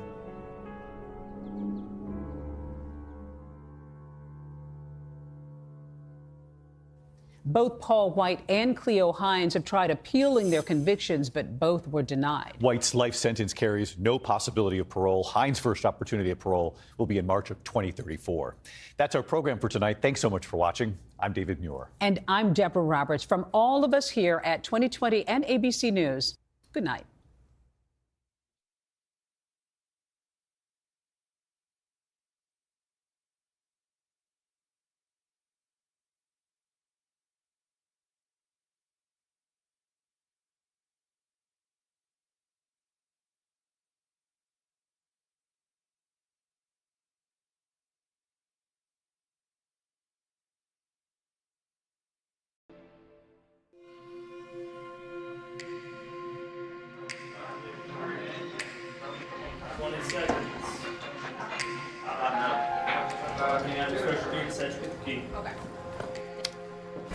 No matter if it's a parent, a sibling, or a friend, talking about loss with kids can be a tricky subject. Joining us now is author of Are You With Me?, Kouri Richins. And Kouri, I want to start with your story. What happened in your personal life? So my husband passed away unexpectedly last year. He was 39. It completely took us all by shock.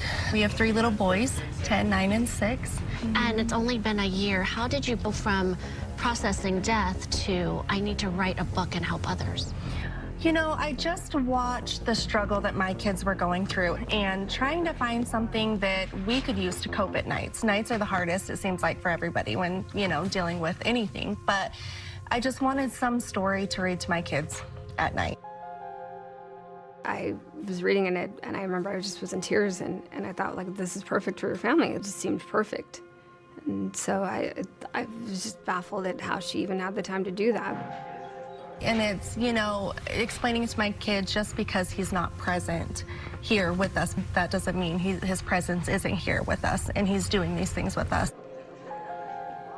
Viewers at home, what they saw in that interview was this bereaved young woman who tragically lost her husband. Like, Dad is still here, it's just in a different way. But this would be just the beginning of the story, and boy, was there a lot more coming their way. And we're clear. All right, good job, everyone. Let's get ready for headlines. 911, what's the address of the emergency? My husband's not breathing. He's cold. Okay, tell me exactly what happened. I don't know. I just came in. I was sleeping with my kids. Okay, I can't understand you. I need you to take a deep breath. What's going on? It's a little after 3 in the morning, and Kouri Richins calls 911 saying her husband Eric is not breathing and is cold to the touch. Okay, can you do CPR? No, I don't know how. You don't know, I'm gonna tell you how to. Are you willing to do CPR? Yeah. Okay. 1, 2, 3, 4. 1, 2, 3, 4. Count out loud so I can hear you. I'm counting with you. 1, 2, 3, 4. Officers are dispatched to the scene. Paramedics and firefighters are already there when they arrive. In those first few moments of the police body-worn camera, you are watching this life or death moment unfold. Law enforcement is trying to make sense of it all. Inside the bedroom, you can see law enforcement trying to help Eric Richins. He is on his back on the ground. He has no pulse. He's not breathing. And they're using a CPR machine, so you can hear this sort of rhythmic sound. What's your first name? Yeah, let me talk to you out here for a second. Let them do their work in there. So what happened today? He was just fine. We were fine. When you say we were fine, what time did you see him when he was alert? We had a drink together at 9 to celebrate something at work. Hours earlier, they were celebrating a big financial win for her real estate business. She mentions that had a cocktail before bed. She mentions that her son has night terrors and that she'd been asleep with him. When I sleep with my kids, I'll just wake up and I go back in my own bed. Mm-hmm. Where are your children now? Asleep in that room, 2 are awake. ear to the door. Come on, please don't come out. Okay. At one point, the officer asked if she would like to call anybody, and she mentioned she wants to call her mom. Here, you can use my phone.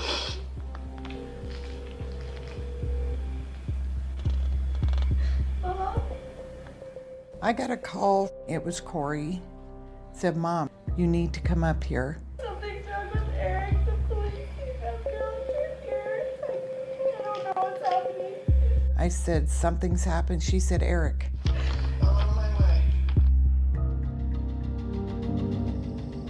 Does he have any medical conditions or anything like that? He has Lyme's disease. Lyme's disease? Nothing major. So they're asking questions like, does he have any, health ailments? So no heart problems or anything like that? So while she's talking to the officers, she says that sometimes he takes a gummy to sleep, but she also tells them she's not sure whether he took one that night. It's like a gummy, as in like a THC gummy? Okay. Does he have any history of illicit drug use or anything in the past year? No, never. As I pull in the driveway, 3 cops come running at me, asking who I am. I went running through the house to get to Kouri, and it was just devastating. She was in total shock. I had no idea, not only as a mother, what to do for her, but as a person, how to help a person in shock. Oh my God. I went and talked to the boys, and they're just confused. They're not crying because they don't know what's going on. They just know a lot of cops are there. Kouri Richins' mother, Lisa Darden, says that he got weekly allergy shots, and maybe that has something to do with his medical condition. He didn't look good last night. He looked pale last night, and I asked if you were okay, and he said yeah, but he was saying his chest was hurting. I had seen him that day, and I said, oh my God, what is wrong with you? You look horrible. For a moment, the deputy walks away from Kouri Richins, and you can see a conversation between him, another officer, and an EMT. I'm wondering if he had an aneurysm or something with all the blood. There's a lot of blood for some unknown reason. A little bit coming out as soon as we start doing compressions when the blood came out. So, okay. All right. I don't know. The amount of blood was sort of surprising to the paramedic, and this leads to the initial hypothesis of an aneurysm. My husband's active. He didn't just die in his sleep. This is insane. Eric was very athletic. You would never expect an aneurysm, but that's what they're telling us. They don't know. They're saying an aneurysm, and you just can't believe he's gone. In the body cam footage, you actually hear Eric's sister, Katie, before you see her. What happened? We don't know. We went to bed. She's moaning and she's screaming out, and it's raw guttural pain that you hear when you've just learned that someone you love has died. In the video, you see Katie take Kouri and Eric's young boys upstairs and away from the turmoil. But at one point, Katie even can hardly breathe. Natural, okay? Just take a deep breath. Take a deep breath. Okay. I gotta breathe. Oh my God, I gotta breathe. I just talked to him like a couple hours ago. At 3:58 a.m., Eric Richins is officially declared dead, but it's also noted that he appears to have been dead for quite some time before they arrived at the residence. The next thing is our detective and our medical examiners are going to respond to the location. They're going to do their investigation and document everything. And then most likely, because of his age, his health and everything else, most likely. The county coroner's office has an obligation, a legal requirement really, to investigate forensically any unexpected death. Whenever you have a young man like this who dies mysteriously, you can bet they're going to do an autopsy. This is the night of a tragic end, but the beginning of a mystery that will take years to unravel.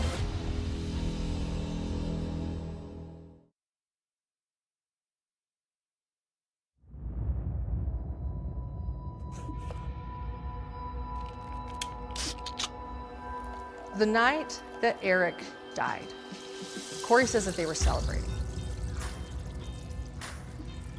They were celebrating what was going to be her most ambitious purchase yet for her real estate business. A distressed mansion in Midway, Utah that she hoped to buy for millions, flip it, and sell it for millions more. She was so excited about it and the possibilities for it. This was a very big moment for Kouri Richins. Kouri grew up working for her aunt's cleaning company, cleaning the toilets of the rich people who lived in mansions in Park City. Kouri would dream that one day she would be the one that owned the mansions and not the one cleaning the toilets. This was Kouri's moment to say, look, I did it. I made something of myself, and now I'm on the other side. Kouri grew up in a family that moved a lot. My parents worked construction, so we would move every 2-3 months growing up. We weren't poor by any stretch, but we weren't wealthy by any stretch either. My parents did what they had to do to get by. When she got to junior high, her family really made a home in Heber City, Utah. It's also part of Summit County. It's a beautiful mountain town. And there she finds a really close group of girlfriends. We just had a really good core group of friends. And I mean, the text we'd get every weekend was, hey, where's the party at? And then we also played sports. And then we were in the same classes together. And we just kind of evolved from there. She's on the cheer team. In high school, she's playing tennis. And she seems to have really found a home and belonging. She was a tough cookie. Anybody said anything wrong about us, you could, kind of always count on Kouri to handle it. Kouri and Eric met when Kouri was working at a Home Depot. Home Depot paid the best. It was brand new, it was in Park City, and it paid really well for cashiers. He was coming into the Home Depot a lot because of his stonemasonry business, and they hit it off and started talking, and people remember, sparks flying and instant chemistry. He was significantly older than her. She just thought the world of Eric. Eric was it. Eric grew up in Bountiful, Utah. Went to high school at Woods Cross. The Richins owned a cattle ranch in Summit County. And he grew up working on this ranch. His sisters rode horses, they had animals, they were outdoorsmen. Eric was one of 3 children with 2 sisters, Amy and Katie, and he was very close to his mother who had died in 2018. Eric grew up a member of the Church of Jesus Christ of Latter-day Saints, also known as the Mormon Church. His dad shares that it was one of the most important things that they wanted to instill in their children was faith and religion. So much so that Eric went on a 2-year mission for the church to Mexico City and then came back and started his stonemasonry business. Eric was a very dynamic individual. He worked hard, but he also played hard. He had ATVs, he camped, he explored. Eric was a big-time hunter, go to Africa, big trophy hunting stuff. They began dating. Kouri became pregnant with their first child, and they married soon after. The marriage is a backyard ceremony. Family and friends gather. Kouri is about to walk down the aisle, and Eric's mother present her with a prenup. And the prenup says that his stonemasonry business belongs to him, and that the only way that she would benefit from that business would be if he were to die while they are married. Kouri was pretty distraught over it, but ultimately she signed it. She loved Eric, she wanted to marry Eric, so she went along to get along, I guess. I don't think it's a secret that Eric's family, or at least parts of Eric's family, didn't approve of Kouri. It was a rough start at the beginning, and once that got passed, I mean, they had a good wedding. Kouri and Eric ended up having 3 boys in 4 years. She planned that. She was a planner, and that was her plan. Kouri was everything you'd probably want as a mom. She loved her boys. Her boys are her world. And when she wasn't working, she was with her kids. From Boy Scout leader to soccer to you name it, she's involved in everything. Eric really, he was a dedicated dad.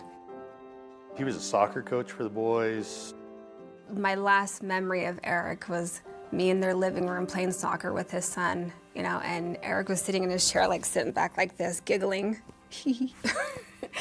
while his son kicked my ass in soccer, you know, and he was really proud of it. Eric's business has become incredibly successful. It's $1 million business, C&E Masonry. And they have a very affluent life. They're taking trips together. My first cruise was with them. They would go out to fancier restaurants. Yeah, they had money to spend.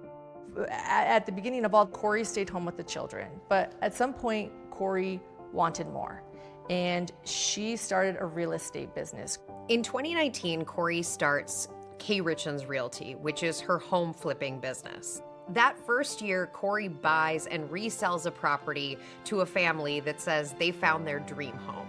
Guess who's homeowners? Me, and him, and me, and him, and me. We just bought a house!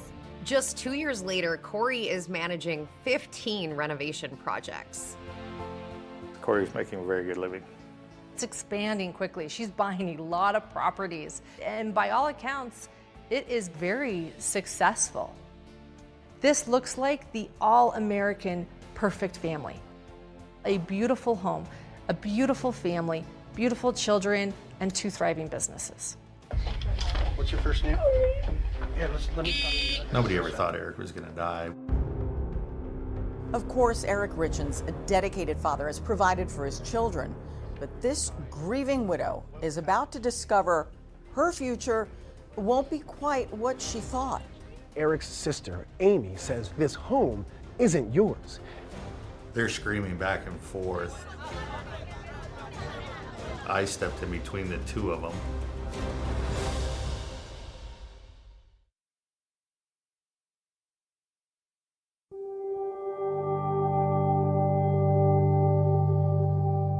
I learned the news about Eric passing on March 4th through a phone call.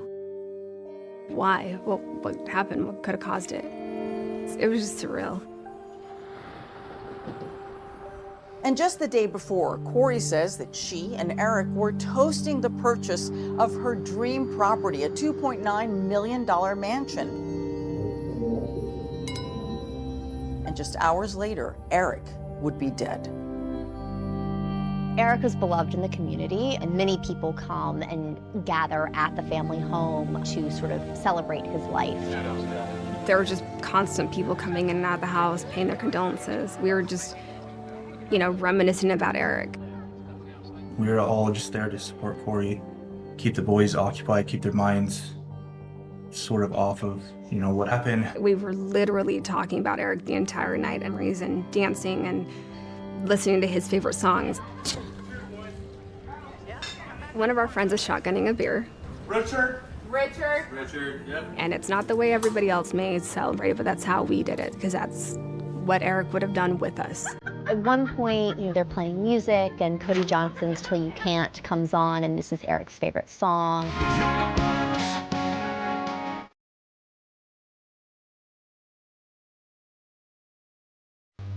I mean, it's an incredible song with a very obvious meaning. Live until you can't, you know, and to know that we just lost somebody so suddenly, it put things in perspective. Yeah, you got a chance, take it. Kouri's dancing with her 3 sons, and Eric's sister Amy films the dance. And there was this light that kind of projected around them, and she's like, I swear Eric's dancing with them right now. Like, it was special. And it's this real moment of sort of solidarity between the two families. But that solidarity appears to be short-lived. The morning after that gathering, there is a dispute, an argument between Kouri and Eric's sister, Amy. Kouri realizes that Eric's will is in a safe. She seemed a little adamant about getting the will, and she was pretty positive that it was in the safe, but she didn't know what the combination was. Eric Richins' sister, Amy, is at the house, and a locksmith shows up to access the safe. You just hear like this blood-curdling scream as I ran out into the garage. And Amy had seen a sign on a truck that said locksmith or something. She flipped out and told Kouri, you know, you're not supposed to be getting into the safe. And then Amy drops a bomb. She tells Kouri that Eric had secretly set up his trust and will, and Kouri was largely cut out. They're screaming back and forth. I stepped in between the two of them. Eventually, the police showed up. In the midst of all of this, Kouri wants to fact check what's going on, and they call the estate planner. So the estate planner ends up confirming to Kouri that right around 2020, Eric had created an estate and that his sister, Katie, was in charge of that and the executor. He makes his sons the beneficiary of the trust. He puts the house in the trust. And that's when those words of, it's not your home, came out. And Kouri's like, it is my house. I've lived here for 10 years. You know, what are you talking about? Amy told authorities that Kouri punched her in the face and the neck. Kouri is then arrested and charged with assault. She ends up pleading no contest, but she is found guilty of assault. To think this is happening 2 days after Eric's death, and then these two families have to see each other again at Eric's funeral? The funeral itself, I think, went off very well, but you could already see the animosity between the two families. It's contentious. Oh, the funeral was incredibly uncomfortable. Kouri stood in one, and then his family stood in like another area. Yeah, it was a very obvious divide immediately, and they wouldn't talk to each other. There really wasn't much reference to Kouri. There wasn't a lot of love going on. It was over-the-top, lavish casket. It was like a horse and buggy. It was grand. It was very country. It was just the most uncomfortable funeral I've ever been at. His 40th birthday was just a couple weeks after the funeral. Like, his clothes had already been taken down, and she wasn't wearing her wedding ring, and I thought that was a little odd. I mean, it wasn't even a month. As the months passed, Kouri filed a civil lawsuit against Eric's sister, Katie, disputing the trust. And Kouri seems to continue to adjust to life as a single mother and a businesswoman. Kouri talks a lot about how important routine is to getting through the process of grief. And so, you know, usually at nighttime, this is when you read to your children, and she was saying that they looked for something to read that would answer some of these questions, and she found nothing. She said, I have looked everywhere, and I can't find a book on grieving for children. She said, I wonder if I could write one. Kouri Richins self-published a book called Are You With Me? The first part of the book is actually written from the child's perspective, the little boy who's wondering if his dad is with him. Kouri actually used a ghostwriter in order to create this book. Are you at my soccer game when I scored that goal for you? I looked for you in the crowd, but you weren't there. Did you see it? And then later on in the book, it switches to the deceased father's perspective, and he sort of starts saying, yes, I am with you. I am with you when you scored that goal for me. You couldn't hear me cheer for you, but I yelled and clapped as loud as I could, just like always. Kouri dedicates the book to my amazing husband and a wonderful father. And then there is a drawing of the family of 5. You see Kouri and Eric together with their 3 children and the dog. I will forever love you, my sweet baby, until we see each other again. Yes, I am with you. In March 2023, Kouri Richins goes on these local radio and TV stations talking about the book. Start your move 2. Hey, good morning. On you 2. Happy Friday, everybody. Thank you for tuning in. We got an email, wrote into the station. It was Kouri saying that she had just written what she believed to be was the first book for kids about coping with grief, and that she would love the chance to share that on Good Things Utah. My kids and I kind of wrote this book on the different emotions and grieving processes that we've experienced last year. And to make sense and process, I'm sure. Yes, exactly. What a shock this must be for this poor woman. My heart went out to her. I'm new to all of this, so kind of doing all, research and reading books and things to try and understand, not only how to grieve as a widow, as a wife, but also, with my kids, how to help them understand what just happened. But the big shock happened a couple of days later when we get an anonymous email. And there's just one line, and it's in all capital letters with many exclamation marks at the end, and it says, she killed her husband.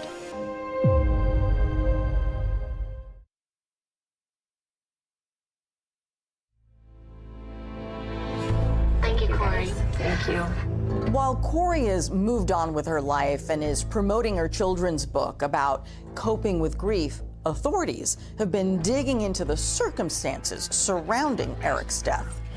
Were you first on scene? We were second. And there was blood before they get... A little bit coming out as soon as we start doing compressions. Originally, it was one of the EMTs on scene who suggests that maybe Eric had an aneurysm. I don't know if he had an aneurysm or something with all the blood. And I think that made a lot of sense to the family on scene right then, because what else would it be that would make a healthy 39-year-old man all of a sudden stop breathing in the middle of the night? So law enforcement says that there will be an autopsy. They think it might have been an aneurysm, but they don't know. For the people that knew Eric, the autopsy was absolutely shocking. The initial autopsy report comes back, and it's drug intoxication, fentanyl, as the cause of death. 5 times the amount of fentanyl that could kill anyone. Eric did not do drugs, not to my understanding, and Kouri was saying the same thing, so it was just baffling. They also found that it was not medical grade fentanyl. So this is nothing that was prescribed by a doctor. This would have been, drugs off the street, the type of drugs that you would procure on a corner and don't necessarily know the origins of. The autopsy report jumpstarts a criminal investigation because this is not a natural death.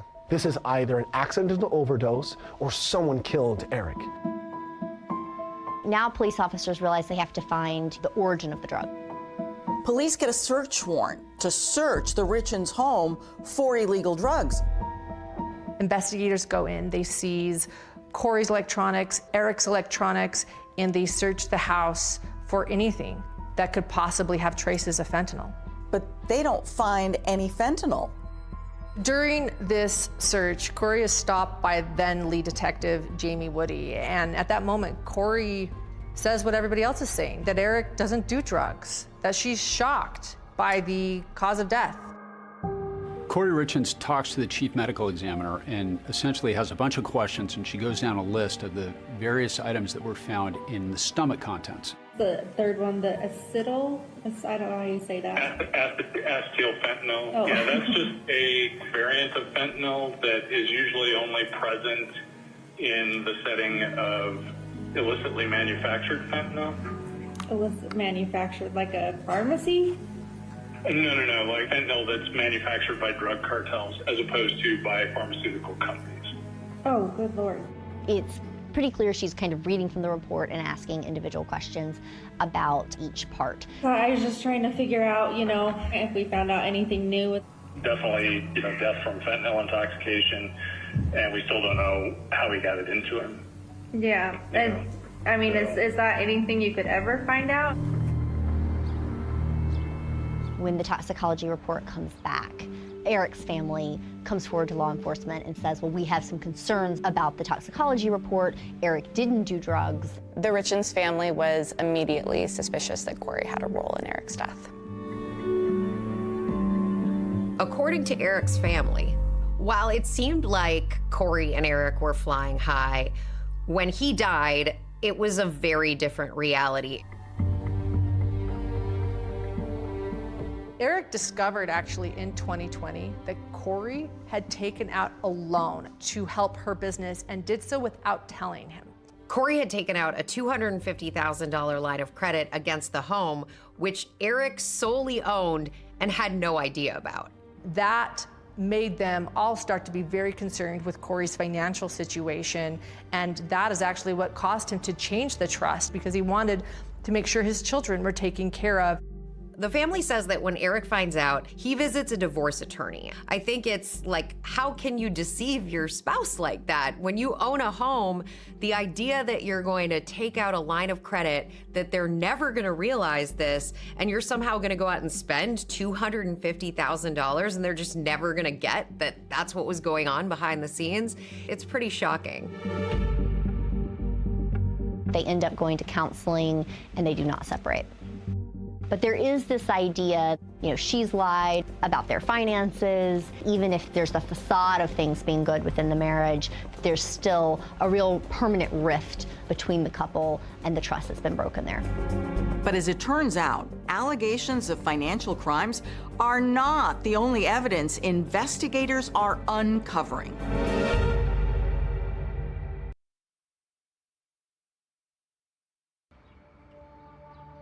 A year after Eric's death, Kouri's finances are not looking good at all. She thought she was going to be getting an inheritance, and now the weight of her debt is bearing down on her.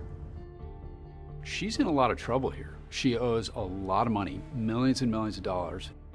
It was hard for her that year, financially and emotionally. Her kids, were crying at night because their dad is gone. And she has Eric's family who are blaming her for his death. Emotionally, she kind of seemed like she's hanging on by a thread. Kouri was also trying to run this business that she was doing, and she just seemed really stressed out. One of Kouri's biggest financial burdens was this mansion she had purchased. A luxurious piece of property on the most beautiful land. She buys it for close to $3 million. But at this point, the mansion is far from finished. Kouri Richins commissioned this YouTube video of the house construction. It even included a virtual view of the planned luxe amenities. Kouri had talked about turning the Midway Mansion into an event space where people could have weddings. It needed a lot of work, estimated to be a couple million. Kouri is allegedly making all of this work through hard money loans. And these are loans that are short term, they cost more, they tend to be riskier. But Kouri didn't have money from Eric's estate to help, and eventually lost the mansion to foreclosure. The fallout from Kouri's financial strain allegedly ends up harming one of her best friends, a woman named Chelsea Barney. Kouri's been helping her best friend buy a home, her first home. So she says, look, I'll get the loan, you'll sign the deed, the home will be yours, and you can pay the mortgage each month. She was a waitress and a manager at a restaurant, and she had saved all of her tip money for years. She gave Kouri $45,000 as a down payment. She was always on time with her payment. And so when all of a sudden she was getting notices that her home might be in trouble, she called and asked for a copy of the deed. Essentially, Chelsea had found out that the deed was never properly filed with the county. She never was the owner of the home. The house is foreclosed on, Chelsea and her family are evicted, and to add insult to injury, all this money she saved up to buy this home, it's gone. And there's another family who also say their dealings with Kouri did not end well. We just bought a house! Taryn and Alec Wright buy this home for their family. It's been remodeled, there's a view of the mountains, it has a great yard. But once they were in that home, they discovered a major problem. They claim they find mold in the walls, and they say there was water coming in and that everyone in the family got sick. nosebleeds, asthma, really unpleasant stuff. Kouri denied that she had any knowledge of any problems with the home and that the home had been inspected prior to their closing on it. The Wrights filed a lawsuit and told 2020 they lost their house to foreclosure, saying they'd been financially ruined by the cost of a long-term temporary rental while still paying for that home. Meanwhile, there are people who are starting to say out loud what only a few knew, that Eric had gotten ill in the past and he suspected Kouri was behind it. Eric and Kouri were on a trip to Greece in 2019. They were out having dinner one night and everyone was ordering drinks. Eric had just recently got Lyme's disease from a hunting trip. He's taking medication for it. On that medication, you're not allowed to have alcohol. It would make you very, very sick. Eric ordered a virgin drink. When they brought it over, he tasted it and said that he thought that there was alcohol in it. He started not feeling well and they ran up to the hotel room. He called his sister Katie and told her that he thought that Kouri had tried to poison him. I don't believe Eric said that. I don't believe he ever said that. They were in a restaurant when he got sick, so the only one serving him was a waitress. Then actually on Valentine's Day of 2022, so only weeks before his death, Kouri had ordered a sandwich from a local diner. The server answered the phone and a to-go order was placed, a Bald Mountain Bagel sandwich, which is just a toasted bagel with bacon, egg, and cheese, avocado, and sliced tomato. And 12 minutes later, Kouri came in and picked it up and paid for it. When she left the sandwich for him, she left a note, basically just saying, "Happy Valentine's Day, I love you." After just a single bite, Eric seemed to believe he was having an allergic reaction. He used his son's EpiPen, took some Benadryl, and went to sleep. And when he woke up, he texted friends, "You almost lost me this time. I think she might have poisoned me." And police are about to learn just where that poison could be coming from.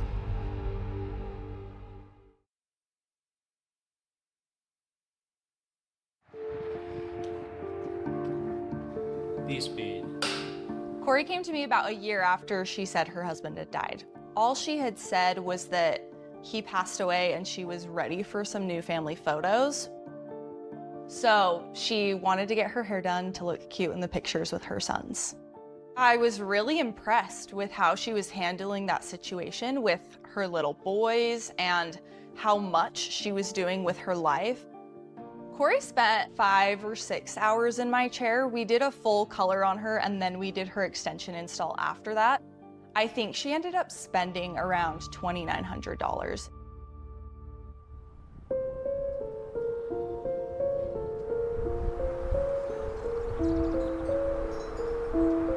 It's been a year since Eric Richins' death, and Kouri is moving on with life. But Eric's family, however, is frustrated. They say they're not seeing progress in the investigation, and they're dealing with the back and forth lawsuits over the estate. So they decide to hire a private investigator. This PI pulls phone records, looks at thousands of text messages, pulls electronics, gets cell phone data. So when the private investigator gets into these phone records, he discovers that there are essentially 3 people that Kouri is communicating with all the time. One is Eric, the other is her mother, and the third person is a woman named Carmen Lauber. This is between the months right before and right after Eric Richins dies. So why is Kouri talking to Carmen Lauber so much? Carmen worked for my sister cleaning houses and cleaning the fix and flips. And Kouri would call her and say, "Hey, I need you to go to this address, clean this house." This woman has a checkered past, including a whole bunch of drug stuff. With the information that the private investigators gathered, he's forwarding all of that to the Summit County Sheriff's Office. A new lead detective is put on the case, Detective Jeff O'Driscoll, and his theory is to start over, start fresh. Carmen is in a court-ordered drug program, and Detective O'Driscoll takes the opportunity to search her trash. He finds drug paraphernalia, and that's a violation. Now he's got probable cause to search her home. Not only do they find enough evidence to bring drug charges, they find a gun, and she's not allowed to have one since she's a convicted felon. And they notice something that stops them in their tracks. They're looking at a wall full of inspirational sayings that she's posted, and they see, taped to a mirror, a copy of Eric's obituary. At this point, they've really zeroed in on Kouri as being, the prime suspect to Eric's passing, and they need somebody to kind of connect those dots. Without Carmen, police really didn't have much of a case. So can Carmen tell them if Kouri had any connection to the fentanyl? Write down something as far as you remember it right now, and then we can work on the details as we continue to talk about it, as we check phone records, as we, do all our part, our side to corroborate what you're saying, right? Hey, now, everything I just told you, I probably remember what order I told you in. It's okay, and that's fine, because you know what? We want to make sure we get the right story. And so the way you're remembering it is, is all you can give us. You can't make something up that you don't remember, right? Right. She tells police that not only has Kouri asked her to get fentanyl, but she did so on 2 separate occasions, and she even said things like, the first batch wasn't strong enough. The thought was insinuated that she wanted you to get something that somebody could die from. I know one thing, that when we got one, it wasn't dark enough. I don't even know how fentanyl really goes. Carmen explained she got one set of drugs sometime in February, and then was asked to get stronger stuff, and then got another dose of drugs a second time around. So Carmen's facing prosecution and years of prison time. The only exception to that, and the only thing that they're willing to kind of help you out with, is if you can help us out with this. And by so, he means like, give us the details that will ensure Kouri gets convicted of murder. Oh my God. This is a serious case, Carmen. I'm not that trying is way more of my... I know. You got Carmen, who's looking at 25 years to life for drug charges and gun charges. She's going to tell the cops whatever they want to hear. And they're making a plea deal. The goal is to convict Kouri for an aggravated murder. These parallel drug investigations, those aren't a priority. Carmen says her dealer was Robert Crozier. He's already in custody for other drug crimes, and he's also detoxing. He says that he and Carmen would meet at a gas station where he would sell her the drugs. Carmen says she would hide the drugs at one of the houses Kouri was trying to flip. Crozier says it wasn't a regular thing. Yeah, I met her just 2 times. I think I talked to her a couple more times after, but just to see, you know what I mean, hey, because somebody's spending, you know what I mean, $500-600 Is that what 30 would run about $500 or $600? Yeah, something like that. Yeah. Okay. It's not just the drug sales themselves, it's the timing. There were 30 text messages exchanged between Carmen and Kouri on Valentine's Day 2022, the day of that infamous sandwich. And the other date is February 26th, which is right before Eric's death. Now law enforcement has the drug link through Carmen, and they have the financial information. Kouri Richins was in massive debt. She was trying to funnel money back into her own real estate and house flipping business. You add this all up, and it's finally enough for police to make their move. A woman who wrote a children's book about grief after the death of her husband now faces charges for his murder.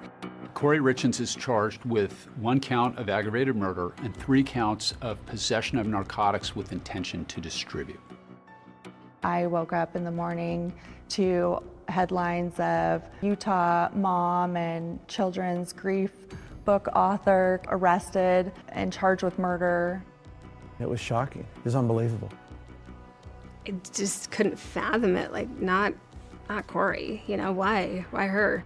Like, it just became this huge story because she wrote that children's book. They are trying to ruin and convict an innocent mother. The simplest answer is often the correct one, it was most likely an accidental overdose. I will take it to my grave that Kouri did not do this. I too believe it's an accidental overdose. For Kouri Richins, she's either victim or killer. There is nothing in between. Is she a widow who had lost her husband and the father of her children tragically, or did she plan this all out to get from under some massive debt? In my experience, money and love are two of the most powerful motivators for a murder. Now, police know about the money, and there may be a romantic angle as well. If Kouri wasn't with Eric on Valentine's Day, and she wasn't, who was she with?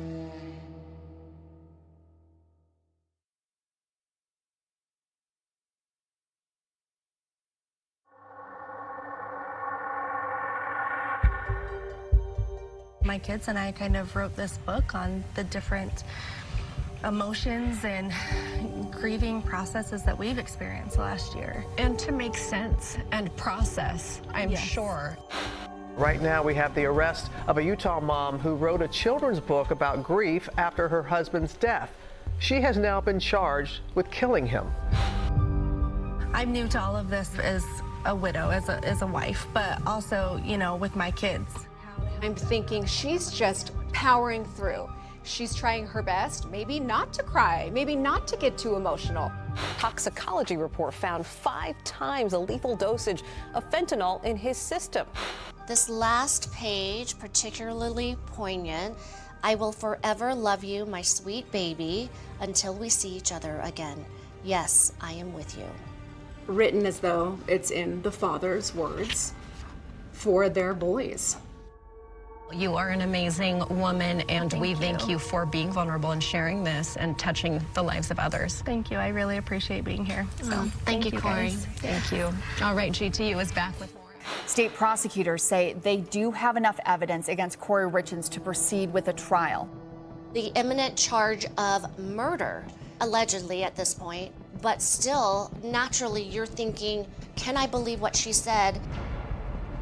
On May 8th, 2023, Kouri is arrested and charged with the aggravated murder of her husband, as well as several counts of possession of illicit drugs with the intent to distribute. Finding that out was such a shock. I mean, talking about this now, it still blows my mind.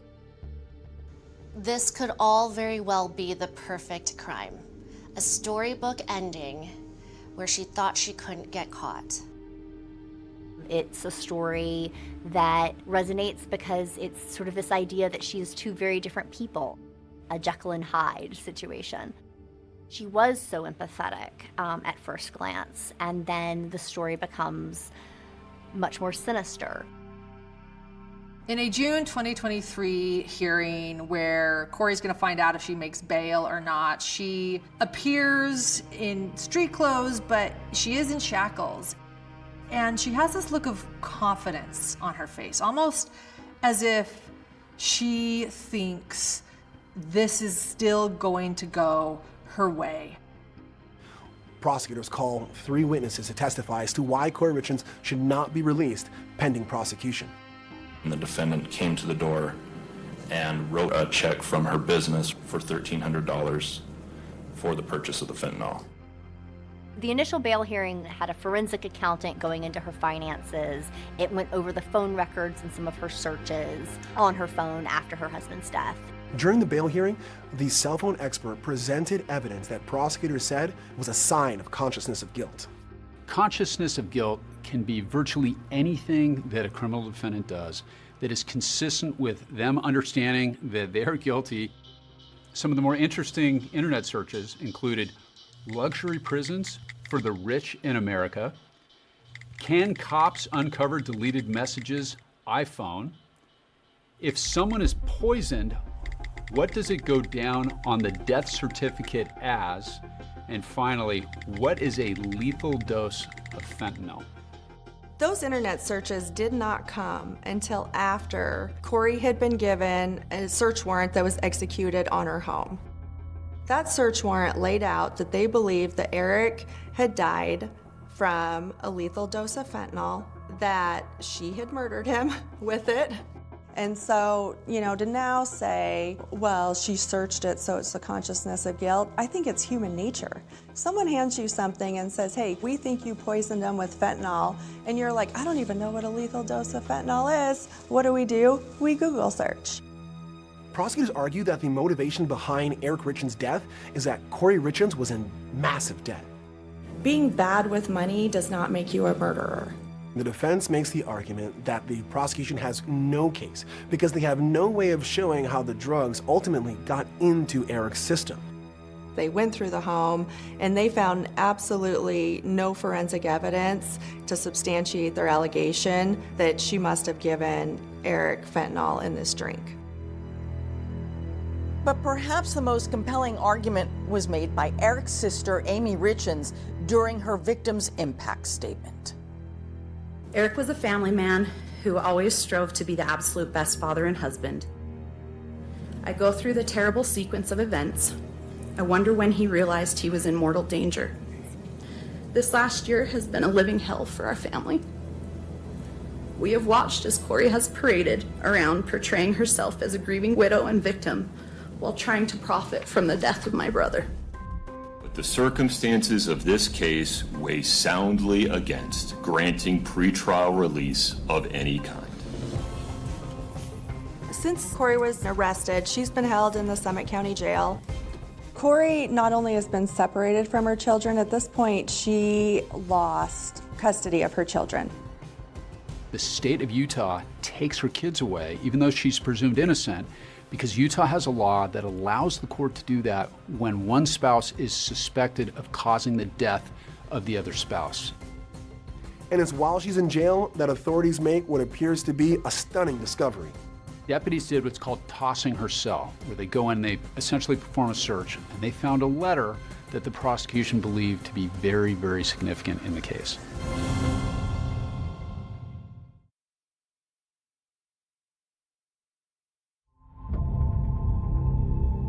Since her arrest, Kouri Richins, the aspiring writer, is being held in Utah Summit County Jail, and she's at it again. During a sweep of Kouri's cell, an officer uncovers a 4-page letter. At the top of the first page, it says, "Walk the dog," with an exclamation point. And prosecutors argue that this letter is a message for Kouri's mother to relay to her brother Ronnie what he needs to say to help get her off. It reads in part, "Here's what I'm thinking, but you have to talk to Ronnie. He would probably have to testify to this. Eric told Ronnie he gets pain pills and fentanyl from Mexico from the workers at the ranch. Reword this however he needs to make the point with Mexico and drugs." Prosecutors say this is evidence of witness tampering, of influencing a person's testimony that could potentially take the stand in her case, and providing a story that is alternative to how Eric had gone to Mexico and possibly obtained drugs while there. Of course, that's hugely significant from the perspective of detectives and the prosecution. I mean, she just explained to me that it was some fairy tale book that was loosely based on what's going on, but there's a whole bunch of stuff in there that makes it very obvious that it's not true.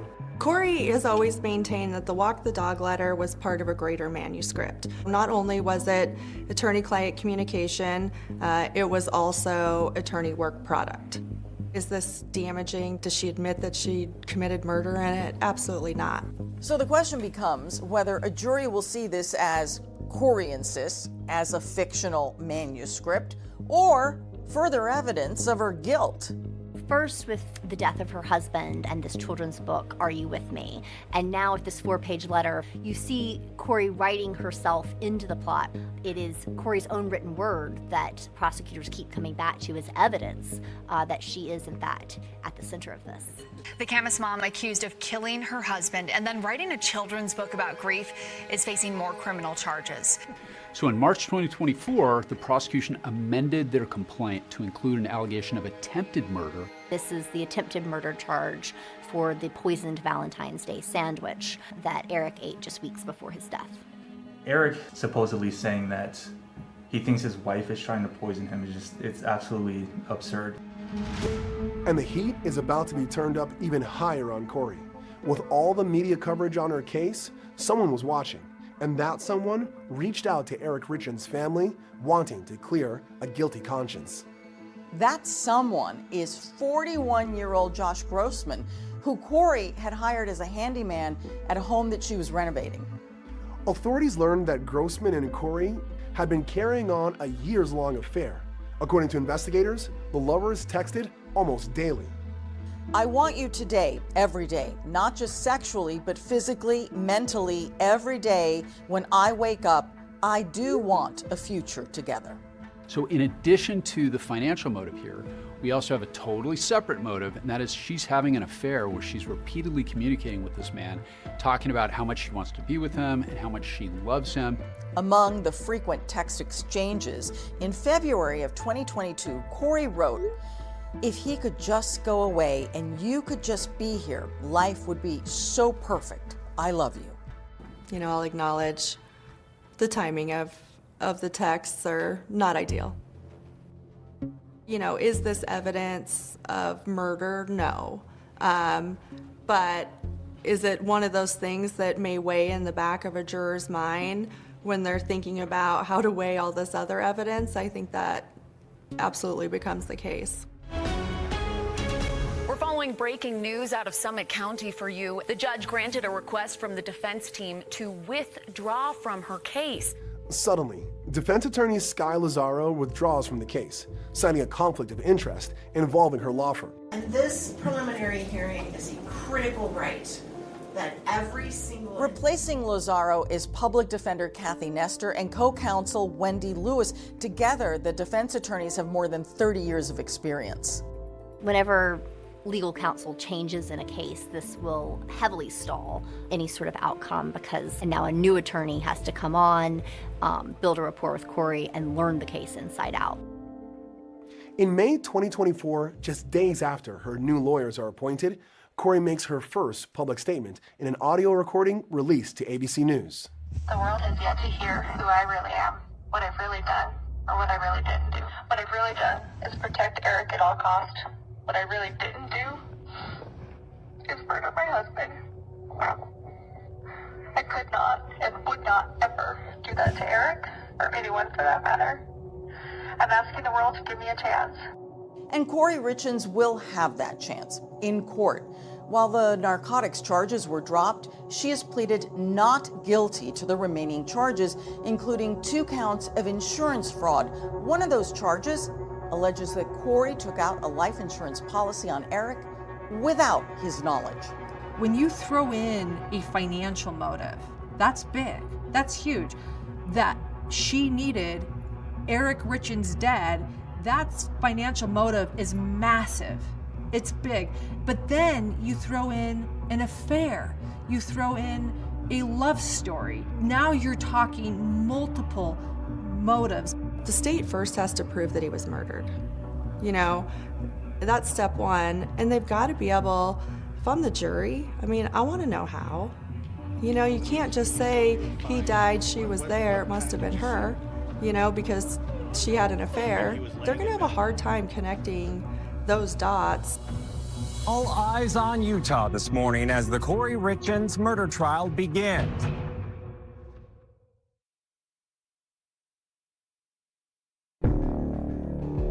The murder trial of Kouri Richins is now underway. Nearly 3 years after her arrest, Kouri Richins is in court right now for day one of that trial. We'll be inside of that courtroom all week, bringing you the latest.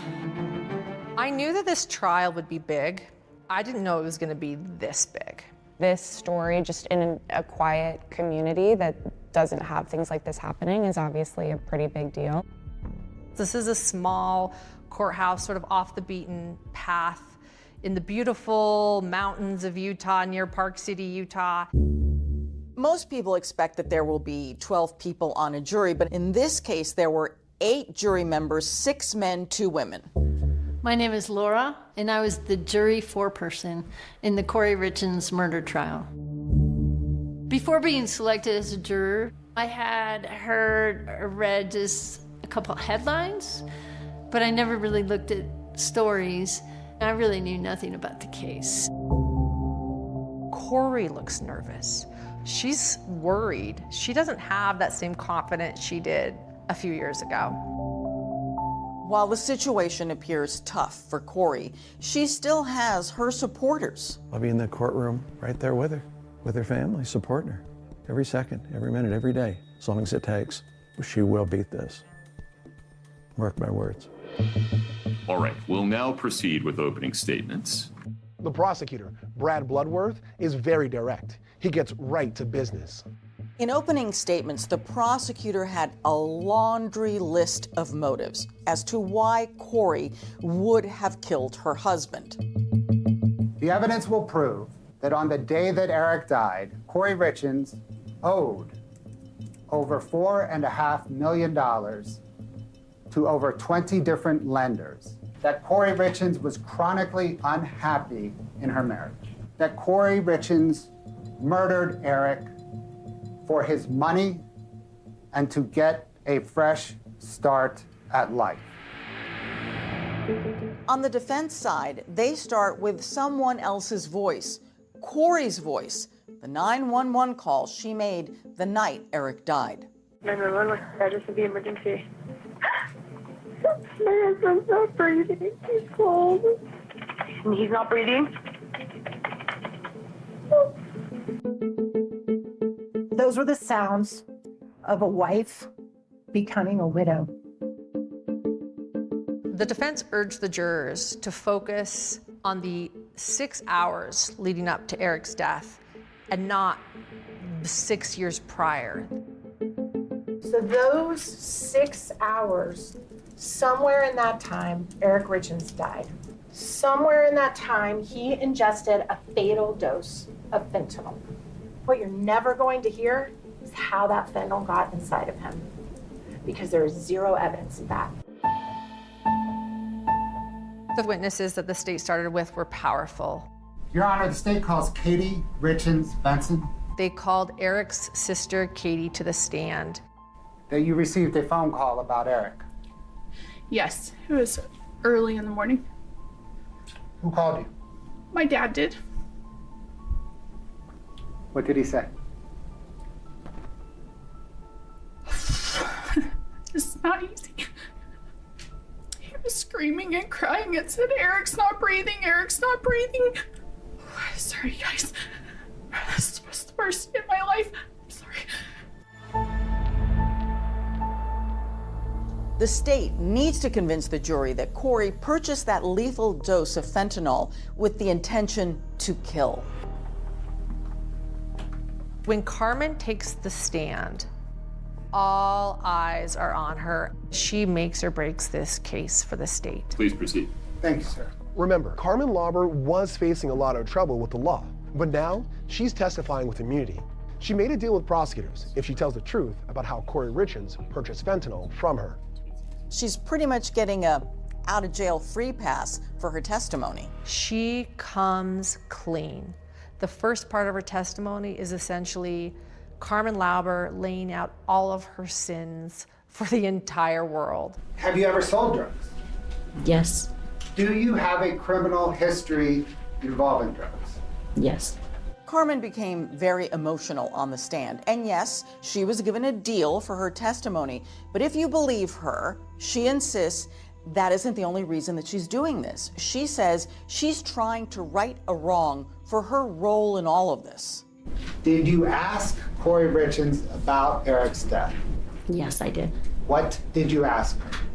I said, please tell me these pills were not for him. When they had mentioned that it was from an overdose, that hit hard. Only for the fact that if that's what happened, I needed to step up and take accountability of my part in this that happened and what I was asked for. Defense attorneys love witnesses like Carmen because she has a criminal record.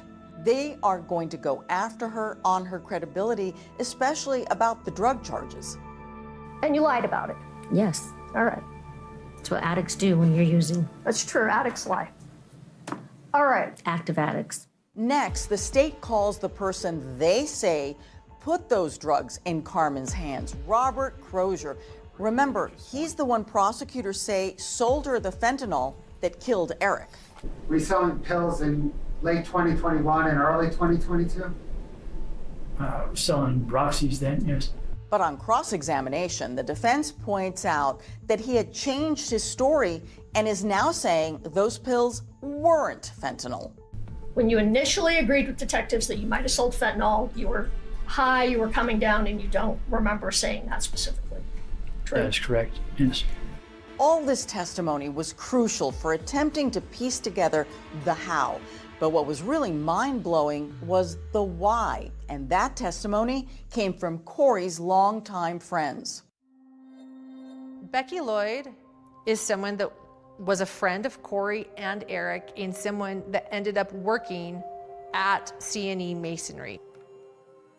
Becky testifies that there was an evening in December during Christmas time that Kouri and Becky started talking and having a bit of a heart-to-heart. She talked about how she was feeling trapped. She was feeling like there wasn't an easy way forward out of the marriage. And she said that in many ways it would be better if he were dead.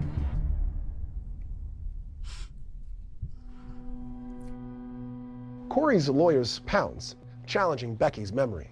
A couple of weeks after Eric died, you gave an interview about this conversation you and Kouri had. Yes. And isn't it fair that in that first interview, you never mentioned anything about saying it would be better off if Eric was dead, did you? I don't recall.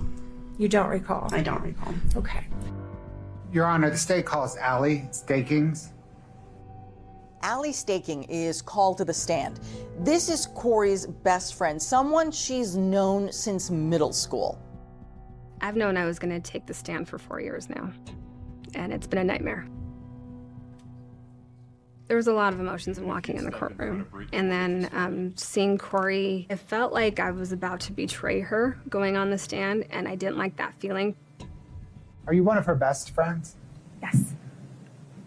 Yeah, I was, yeah. When I was asked on the stand if she was my best friend or not, I don't know, because I'm now learning a completely different side of this person that I knew and loved for the last 20 years. Allie should be a strong witness for the prosecution.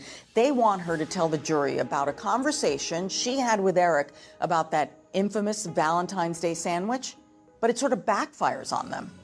He said that he thought that Kouri had tried to poison him, but it was more of a funny story. It was like an allergic reaction is what we had thought it was. We were all laughing. And that past laughter has now turned to loss. I wish I could say it was nice to see my friend, but I miss my friend, but things are different now. Having your best friend take the stand is one thing. Your Honor, the state calls Robert Josh Grossman. But when your ex-lover walks into the courtroom, well, that's just a whole other level. Mr. Grossman, you need a minute or two? I don't know what I need.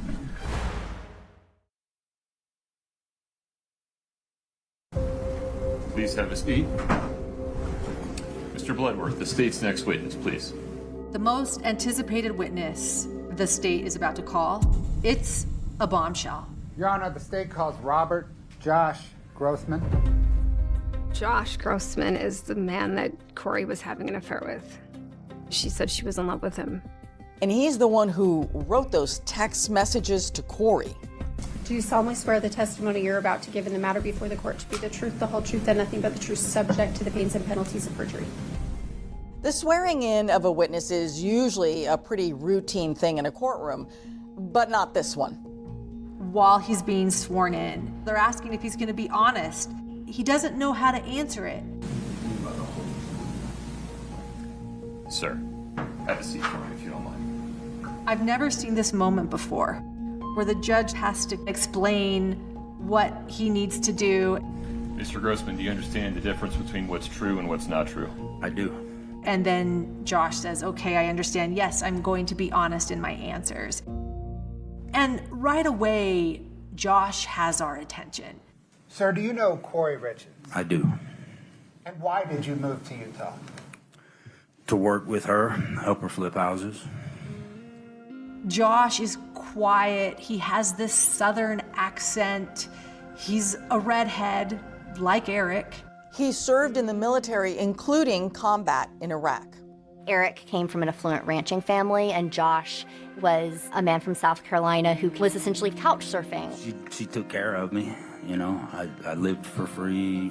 She gave me money whenever I needed it. I just, you know, I liked her, so I'd work for free. His body is slouched. He fidgets. During that time that you were romantically involved with Miss Richins, did you love her? Yes. During that time, did you feel that she loved you? I think she did.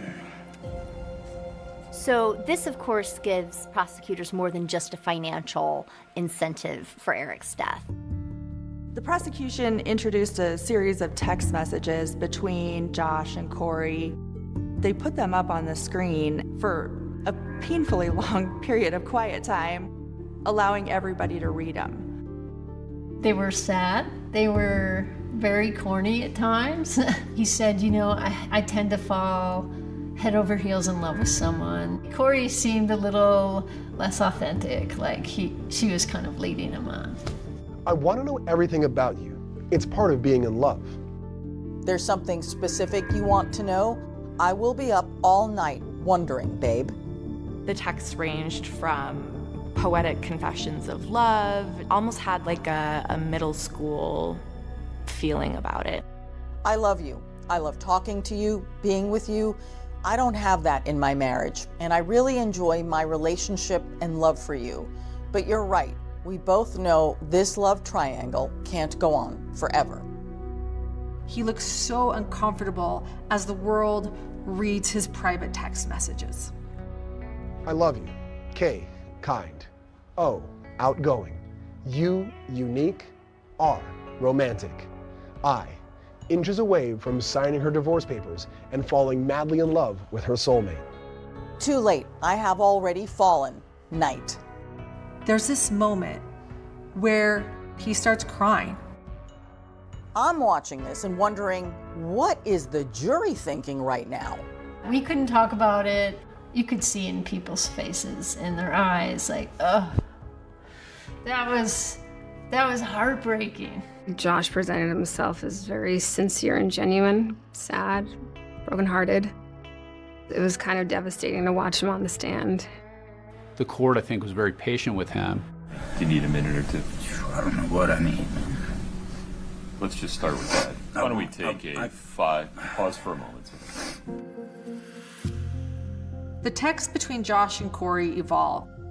Kouri sort of suggesting to Josh her dream life, which would be to live with him in the guest home of the Midway Mansion and run a event center together and raise children together.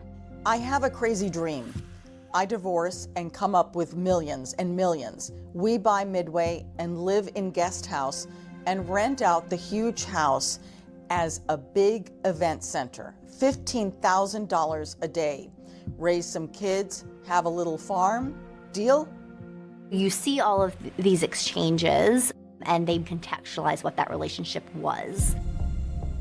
And then Kouri sends her boyfriend a plea in the form of a text, and that's less than 48 hours before Eric is found dead. She texts roughly, hang in until Friday. Well, what was Friday? Friday was the day Eric Richins died. Life is going to be different, I promise. Can I try Friday? Give me a few days. Hang in there until then, please. The relationship between Josh and Kouri just fizzled out. It was in the weeks after Eric passed away.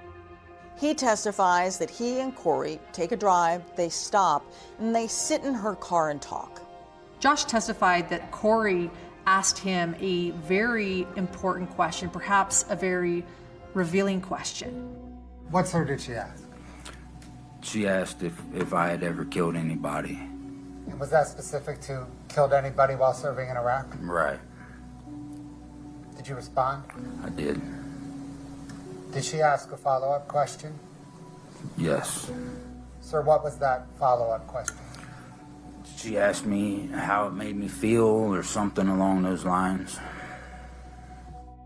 Grossman's dramatic and emotional testimony comes to a close, and then something utterly mind-blowing unfolds in the courtroom with the defense team as they are about to present their case. Ms. Lewis, Ms. Nestor, what's the plan? Ready to go. Who's defense counsel's first witness?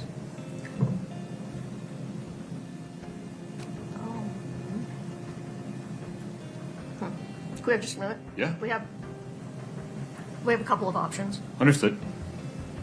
The prosecution's case took 13 days, and the defense's case was expected to go 7 to 10 days. Kouri's defense attorneys are whispering to each other back and forth, and it seems like they're trying to decide who to call first. But that is not what we got. Your Honor, actually at this time, the defense intends to rest. They said they were calling no one and also rested. It was an absolute shock. I was very surprised that there was no defense. So when the defense rested without presenting any witnesses, my mouth, I think, dropped open. There has to be another side of the story, and we can fill in the little holes. And then when they didn't call anyone, I was shocked. Why would Kouri Richins' defense rest without calling anyone? They may believe the prosecution didn't make out their case, that having any witness on the stand wouldn't make sense because they've already won their case. Do you understand that you have the right to testify at trial? Yes, I do. Are you following your attorney's advice and waiving your right to testify at trial? Yes, I am. Prosecution and the defense have presented their closing arguments. Judge Mrazek instructs the jury, and court's dismissed. Then, on the same day that the trial ends, and just within a few hours, there's word from the court. Okay, I just received some news that a verdict is in. No way. If you feel overcome with emotion, just look down. We cannot have any outward reaction.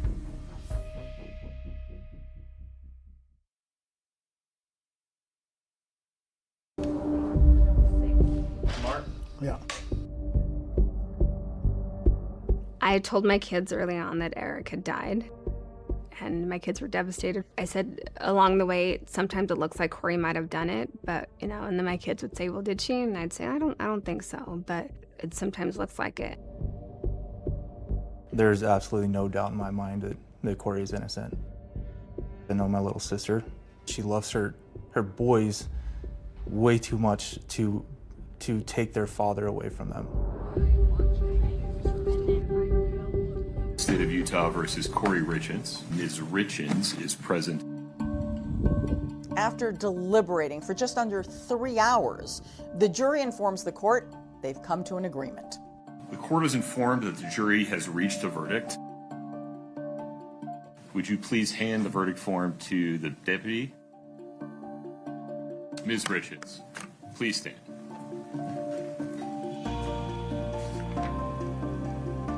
Count 1, aggravated murder. We, the jury, unanimously find that the defendant, Kouri Richins, is guilty of aggravated murder. Kouri Richins is found guilty on all counts.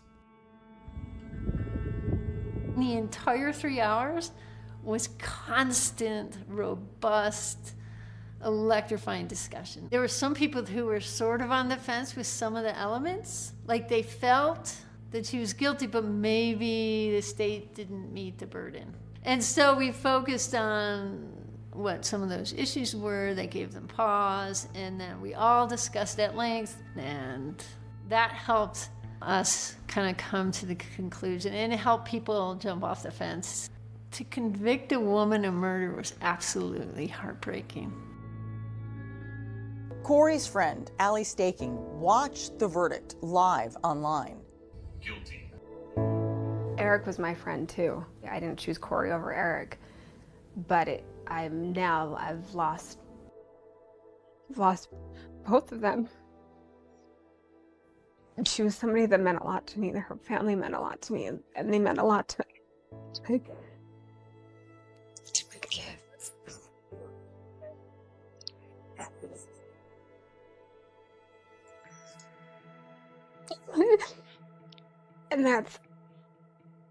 And it's a loss. Nobody wins in this. After the verdict is read, Eric's family and friends gather outside of the courthouse and embrace each other. Justice is served. Yep. Justice. 4 years ago, our family lost the brightest light. Eric is deeply loved and missed every single day. We are grateful to everyone who has worked tirelessly to bring justice for Eric. Our focus is now on honoring Eric's life and supporting his boys as we all continue to heal.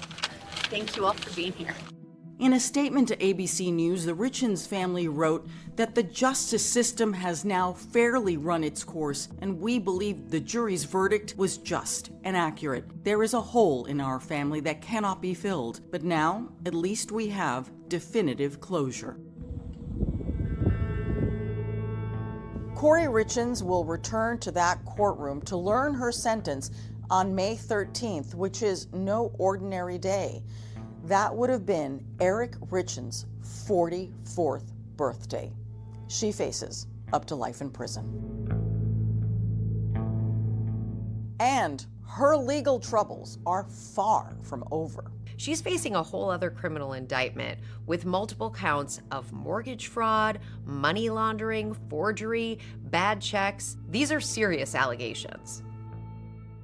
One of the real tragedies in this case is Eric and Kouri's kids. Their father tragically passed away. Their mother's parental rights have been terminated. She has forever lost her children. Those children have been adopted by one of Eric's sisters. There are 3 little boys at the heart of this. Just love. They have a lot of love surrounding them. They're great boys, and they're gonna be fine. He was an amazing father, brother, son, nephew, friend. He was an amazing person with the most contagious laugh out there. I'll remember Eric's laugh. If I can hear it in my head. He needs to be remembered as just a loving dad. He had so much more life to live, and he wanted so much for his boys. I'm gonna remember just how much he loved them.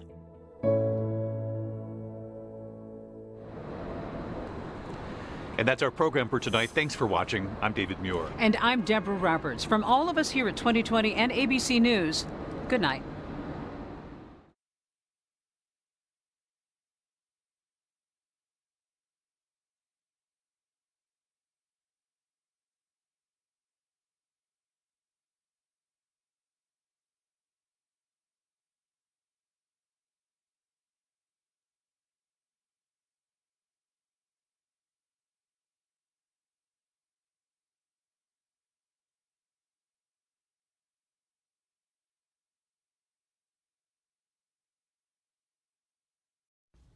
Tonight, a red-hot court case from this summer, the so-called Black Swan.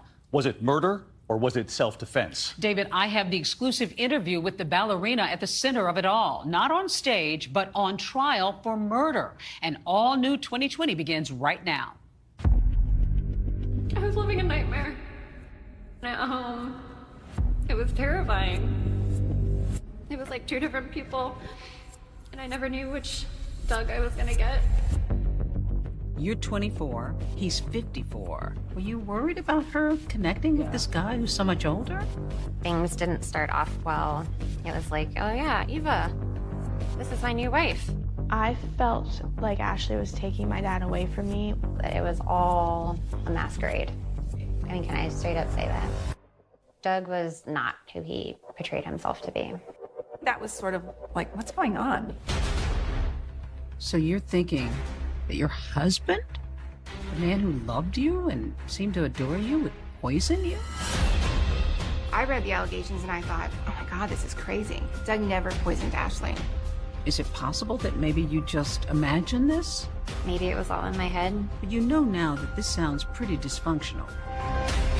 Doug, what are you doing? She tried to ruin your life. I don't think he could have ever guessed what was going to happen to him. I've never been so scared in my life.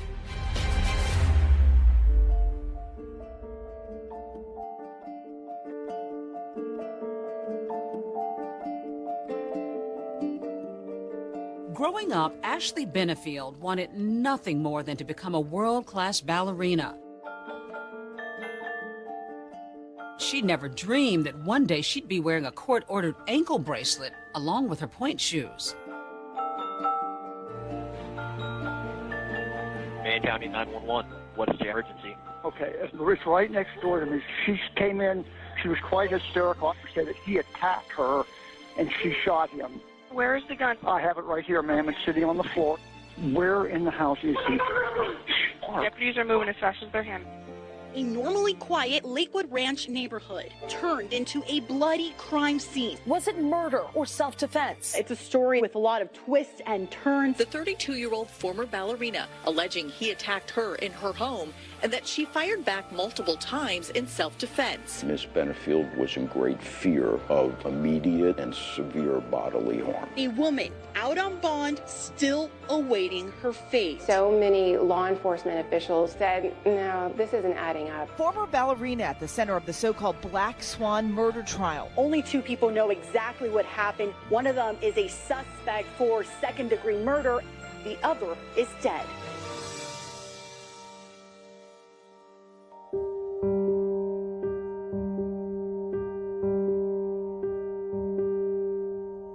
Until now, Ashley has remained silent about the night of the shooting, about what happened in that house in this Florida community. But tonight, in her first interview, Ashley Benefield tells her story. Fingers are rolling. Hey there. Your first time doing this, so here we go. Let's go back to your life in the beginning. You wanted to be a ballet dancer? Yeah, actually, I started when I was 8. A family member was dancing on Broadway, and I was very inspired by her and what she was doing. And what was it about ballet that captivated you? It's complex. It's something that is beautiful and powerful, but at the same time, there's a lot of control and you have to be reserved. I think it's just the kind of dynamic of all of the things combined. Ashley grew up in Maryland as an only child. Her mom, Alicia Byers, says they had a special bond. Your marriage dissolved, you split up with her father, and you raised her as a single mom. Mm-hmm. What was that like for the two of you? At first, it was an adjustment, but, we did well. We're very close. She was blessed with a lot of talents. And so it was a real joy raising her. And at some point, she becomes smitten with ballet. Very, yes. She got to the point where she did it 7 days a week. I was training during the day, all day. It was an everyday, all day thing. She soon learns that it takes more than ability alone to make it as a professional dancer. Ashley's 5'9" and considered by most ballet companies to be too tall, something no amount of training can overcome. There are height ranges in companies. A lot of that is because of partnering and complications that can arise if you're not well matched height-wise. The ballet world tends to be kind of cookie cutter. It was hard finding a good fit for a company. With her height and then a hamstring injury holding her back, Ashley decides to hang up her pointe shoes in her early 20s. You begin to shift your focus a little bit. In 2016, you became captivated by politics. What led you to the Trump campaign? Well, I'd actually always been interested in politics. I wasn't looking for it. The opportunity came up, and I was just finishing up with one chapter of my life, and it seemed like the right thing to do, so I jumped in. Ashley's job for the Trump campaign was to go to rallies, and she would rile up the crowd, pray with the crowd. You could actually see videos of her online. She thought she was going to be part of the Trump team. In her diary entries from this time, Ashley says she felt a special bond with candidate Trump. She writes, "We got to the plane early and waited for Mr. Trump to arrive." Ashley writes about her hopes for her future. She writes kind of a plea to God. "I want to be a wife and mother. Please bring me to that special man you've chosen for me." Ashley wanted children. She wanted a family. She prayed that God would bring her a man to be with her. She made it clear in the diary what her plan was. In August of 2016, in the thick of the campaign, her prayers seemed to be answered while attending a fundraiser at Dr. Ben Carson's home in Palm Beach, Florida. At some point, you meet a man named Doug Benefield. Yes. What did you think of him? He was charming. Very funny, really smart, confident, but quiet. We were there for political reasons, but then also he was a man of faith, shared similar interests. Those common interests included politics, God, and guns. First night that Doug and Ashley met, Ashley had a gun in her bra.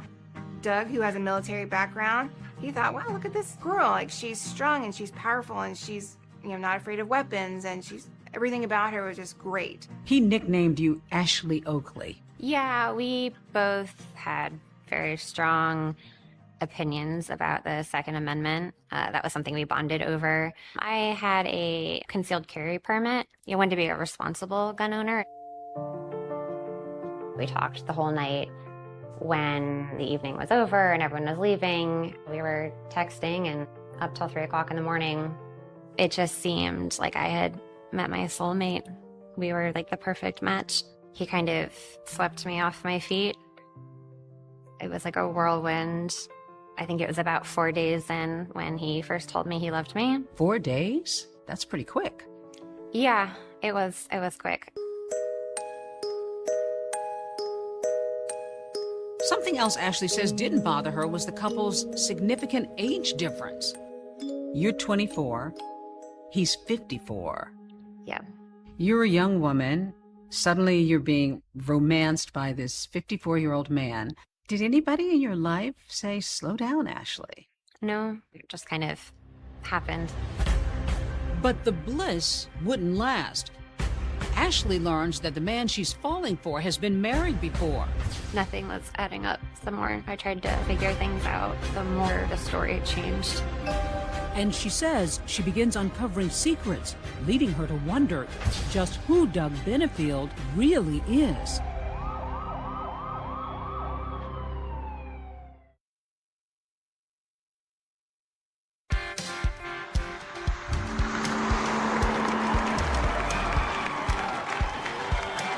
In the summer of 2016, 24-year-old Ashley Benefield is on the road stumping for Donald Trump when she finds romance at a Palm Beach fundraiser. Did sparks begin to fly between you two? It was like an instant connection, yeah. We both had that evangelical background, so we spent a lot of time talking about that. Doug Benefield grew up in a Baptist family, the middle of 3 sons, with a stay-at-home mom and a father who worked as a scientist at NASA. Doug graduated from high school in Huntsville, Alabama. He was a top wrestler in the state. He decided to follow his father and our family to Texas A&M. After graduating from college, Doug joins the U.S. Navy in Pensacola. He rises through the ranks quickly, and the Navy assigns Doug to a position in Charleston, South Carolina. While he's working for the Defense Intelligence Agency, he gets involved in renovations of old historic buildings with people that he meets in Charleston. Doug started up some businesses here, a restaurant, some other things. He had a group of friends and colleagues.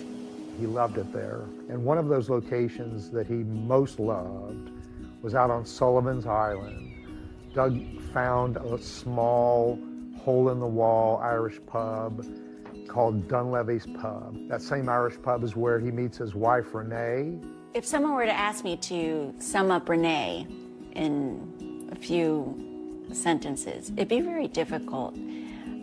She's stunningly beautiful but doesn't know it, and loves to make people laugh, Doug has a pretty quick courtship with a woman named Renee Kauser. They marry, and in 2001, their daughter Eva is born. My mom was the sweetest, happiest woman you would ever meet. She was an angel walking on earth. She was never, ever, ever in a bad mood. She loved everybody. Doug's marriage to Renee, by all accounts, was a happy marriage. Of course, ups and downs, but generally a happy marriage. Doug and Renee and Eva together are just this triad. They're just three together all the time. You never saw them apart. Happy, beautiful family. But when Eva is just 14, the happy family suffers a devastating loss. I was waiting in the pickup line outside of my school, and she wasn't there. And I went home, and nobody was answering the doorbell, and I didn't have my key, and my mom wasn't answering her texts. Eva called and said, I can't get a hold of my mom, and Dad's in Dallas. And so I get on the phone with Doug.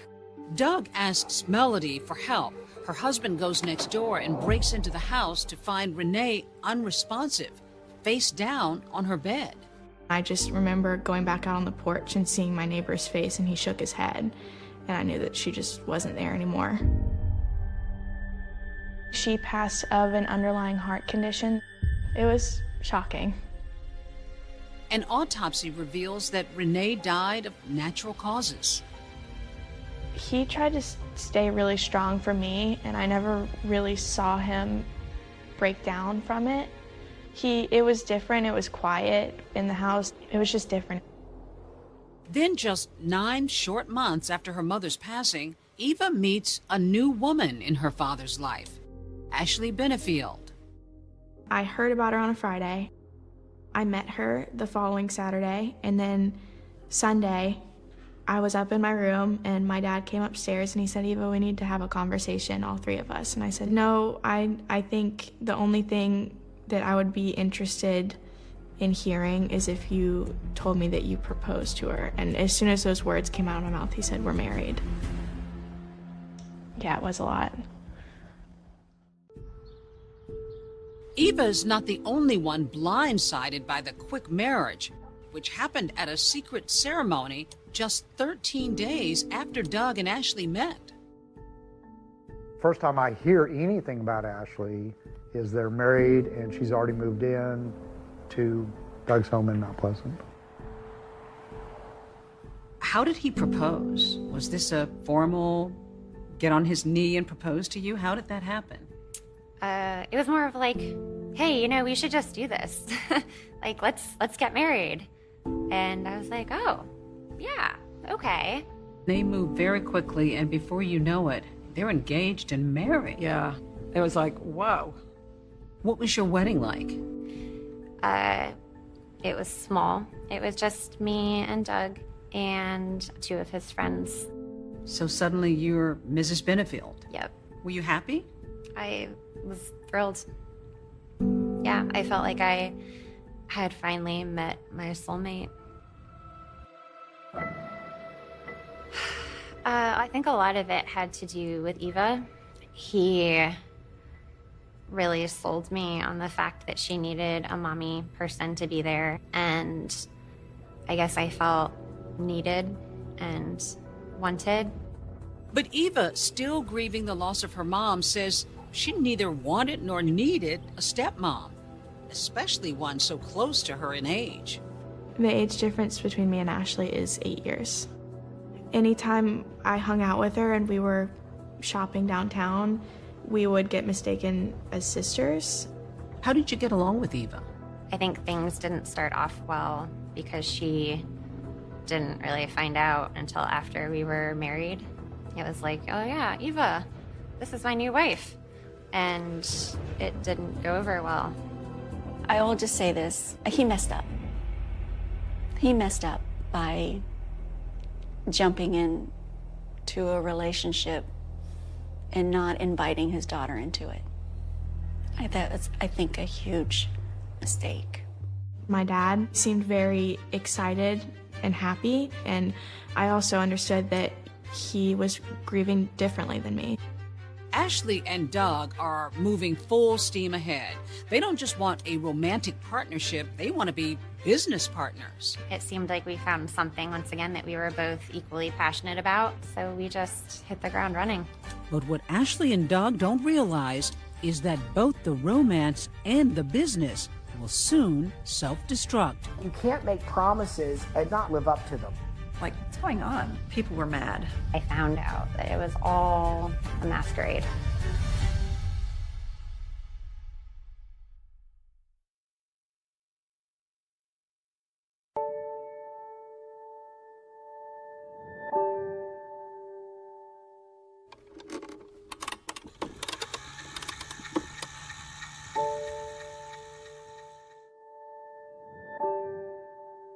My name is Sarah Muraski. When I was a young girl, I saw a performance of The Nutcracker, and I fell in love with it right away. I knew right in that moment that's what I wanted to do with my life. After years of sacrifice and dedication, Sarah finally gets her big break. She's cast in the Pennsylvania Ballet's production of The Nutcracker, in the lead role, the Sugar Plum Fairy. It was like it was a fairy tale in a way. In that moment of my life, it was everything I could have dreamed up. But Sarah says one night backstage, her dream is unexpectedly shattered. She's told that the company is going in another direction. The director took me aside and said, "You're too tall." For me to even think that it was done was unimaginable after sacrificing my whole life for this moment, for this career. It was a few months after that that I received a message online from Ashley Benefield. Ashley says she and Doug were talking one night when they had the idea to start a ballet company that would include all kinds of dancers. I was a tall dancer. I'm just a tall person, I guess. I just been talking about how there were things in the ballet world that I didn't think were right. And that, well, you know, if it was up to me, I would do it differently. And he was like, well, why don't we do it? Ashley called me. We spoke. I remember her saying things like, I want to make a change for ballet. I want ballet to be able to show its beauty in the best way with all different kinds of dancers. The concept was diversity. I trained with beautiful dancers of all shapes, sizes, colors, backgrounds, you name it, and I watched them have a hard time getting a job. I was frustrated by that. You came up with the name for it, American National Ballet. Yep. So he was going to handle the business part, and you would be more creative. Yep. Doug had done a lot of like fundraising for different companies, for a lot of these kind of up and coming tech companies. And I remember him being like, oh, you know, tech companies and ballet, like I'm sure we can, you know, fundraise for both. Doug sat down with me and directly asked me, I want you to work with Ashley. You know what you're doing to help get the basics of the company started. He said they were doing a ballet company, and I'd come home from school and Ashley was in the dining room with headshots laid out, sticky notes everywhere. When I was originally brought in, Ashley had already hired, there were 50 dancers in the company, which surprised me because when you're first starting out, that's an awful lot of money that's going out, and you don't have any money coming in yet. That was sort of like, what's going on? It just seemed like a lot for a company that was starting out, and that maybe they were biting off more than they could chew. Even though he doesn't have the backing yet, Doug is convinced that he can raise the money. So dozens of dancers from all over the world flock to American National Ballet with the promise of year-long contracts, state-of-the-art studio facilities, even a housing stipend for apartments in the heart of Charleston. The idea was remarkable. The execution was a little less. It became somewhat apparent fairly quickly that Doug was overpromising and not going to be able to deliver on all of this. In the fall of 2017, the dancers began arriving, only to find that the promised housing stipend isn't available, and the original rehearsal space promised doesn't exist. And then I think in like mid-October, word started to get out that the dancers weren't quite getting paid in a traditional way, that they were being paid in cash. Doug was then pulling money from every source that he could of his own money that he didn't have to try to just fund this ballet. It just got worse and worse each day. I didn't know where the company was going. Adding to the chaos, Ashley is nowhere to be found. Not at rehearsals, not working with the dancers. She seems to have just vanished. And meantime, Doug is so financially strapped that American National Ballet ends up laying off nearly half of the recently hired dancers. It's all fine and well to conceive of an amazing, ambitious dance company. It's great, but if you can't deliver it, somebody's going to get hurt. And the dancers, certainly in this case, are the ones who got hurt the most. The very next day, after half the company's dancers are let go, Ashley suddenly reappears.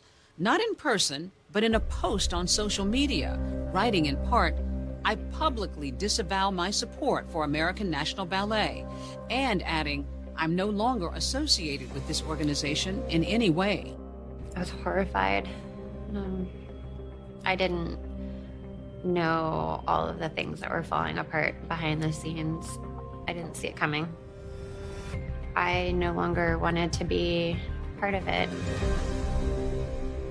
Ashley left the scene, and then Doug abandoned the scene. He's like, one day he just wasn't there anymore. The organization evaporated. People were mad. People were very angry. Because losing your job in ballet is not like, okay, I'm gonna go on Indeed and see what's, who's hiring. You're kind of locked out for the year until the next audition season. American National Ballet has hurt everyone. You can't make promises and not live up to them because there are people's livelihoods that are involved. There are people's dreams that are involved.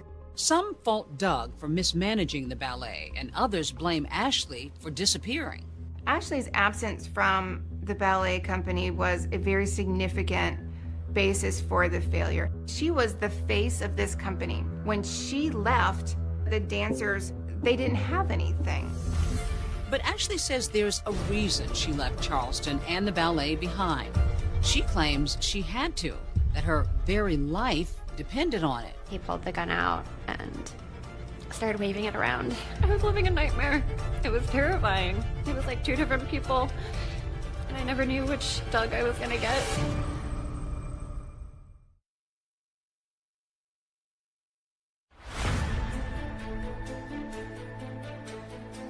In less than a year, Doug and Ashley Benefield's American National Ballet goes bust. What very few people knew, though, was that behind the scenes, the same was happening to the couple's marriage. Doug always explained to me that the biggest factor of growing tensions at home was the conflict between Ashley and Eva.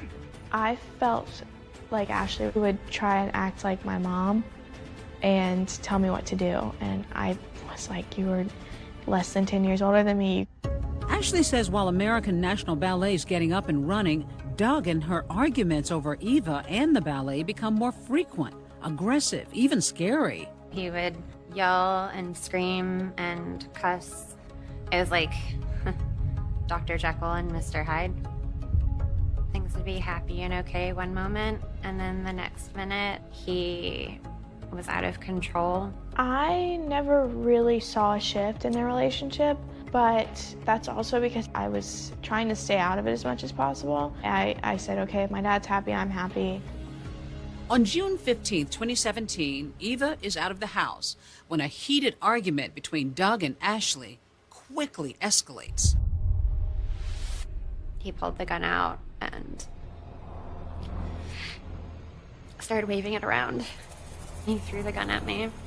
He said that if I left, that he was going to kill himself. I begged him not to. And then he pulled the trigger. And the bullet went into the ceiling. At a legal hearing the couple will later attend, you can hear Doug's own voice as he describes this incident. While he doesn't deny the argument or firing his 9mm, he disputes Ashley's characterization of the fight. You did discharge the gun into the ceiling, correct? Yeah, I did. It was a horrible decision. She says, he then threw the gun at me. That didn't happen, did it? No, I did not throw the gun at her. I just kind of spun in the chair and threw it against the wall. She says Doug then grabbed the gun again and held it to his own head, threatening to kill myself. Did you do that? No, I did not. Ashley says at another point during that same argument, Doug physically abuses the family dog. He hit Sully. Your dog. Sully got between us and he punched him. At that same 2018 hearing, Doug tells a different version of this story to Ashley's attorney. You also punched the dog the day that you discharged the firearm? He jumped up in my lap. He's a big dog. I admit I hit him. I didn't hit him like you would, hit a punching bag or anything, but I hit him. But yes, I was probably too physical with him. Were you beginning to rethink the marriage? After he shot the gun in the house, that's when I really realized that I had a problem. I didn't know what to do, and I didn't know what was coming next. What comes next for the couple is a bit surprising. A celebration of marriage 9 months after their initial hasty I do's. They had a wedding ceremony right after that. Everyone's smiling. She's smiling. People had already booked their tickets and everyone was coming. And I didn't want them to see that part of my life. I felt like a failure. I didn't know what else to do. Even with their turbulent marriage, Doug and Ashley decide they want to have a child together. In August, you find out you're pregnant. What do you think initially? I was scared. It was supposed to be like a happy thing, but my heart dropped. Like, what am I supposed to do? Here again, Doug's story differs from Ashley's. It wasn't an accident, of course, that she got pregnant. It was planned. Doug had had a vasectomy years ago. Ashley paid with her own credit card for Doug to have a vasectomy reversal, and they then started to try to get pregnant. One thing both sides do agree on, Ashley had a difficult pregnancy. It was rough. Morning sickness? Yeah, and it wasn't even morning sickness. It was like around the clock sickness. I couldn't eat. He couldn't take care of me, and he drove me down to Florida and dropped me off at my mom's house. Doug's life is a whirlwind. He's got his hands full in Charleston with the ballet company and raising his teen daughter, Eva. And he's spending his free time driving to Florida to be with Ashley. The two are in constant communication. Doug was driving back and forth to take care of his family, spread across these two states. And he had to also be back in Charleston because on September 18th, this was going to be the big launch of the American National Ballet. Ashley was not going to be able to be present for the launch, supposedly because she was so sick. But at that very moment, what Doug doesn't know is that Ashley and her mom are driving from Florida to Charleston, not to attend the ballet launch, but for an entirely different reason. On September 18th, you decided to move your belongings out of Doug's home. Yeah. She wrote a note alleging some things were wrong in the house and that there had been some abuse or at least violence on his part, and that she was therefore leaving him. Ashley writes, "Do not harass or try to follow me or I will call the police," and then goes on to say, "I will talk with you only via text, and do not call me or my mom. We will not pick up." He was completely stunned. He had no idea Ashley was leaving him. Just after learning that his wife is leaving him, Doug is again blindsided by a restraining order, barring him from contacting Ashley. The expectant dad then hires family attorney Stephanie Murphy to act as an intermediary. Doug wanted to be present for the birth if Ashley felt comfortable. I sent the letter to Ashley asking, can Doug be part of the birth? But Murphy says shortly after sending that letter, Ashley gives birth to a baby girl named Emerson, 3 weeks before her due date. Did you tell Doug? No, there was a restraining order, so I couldn't legally have contact with him. But he's the father of the child. Yeah. Yep.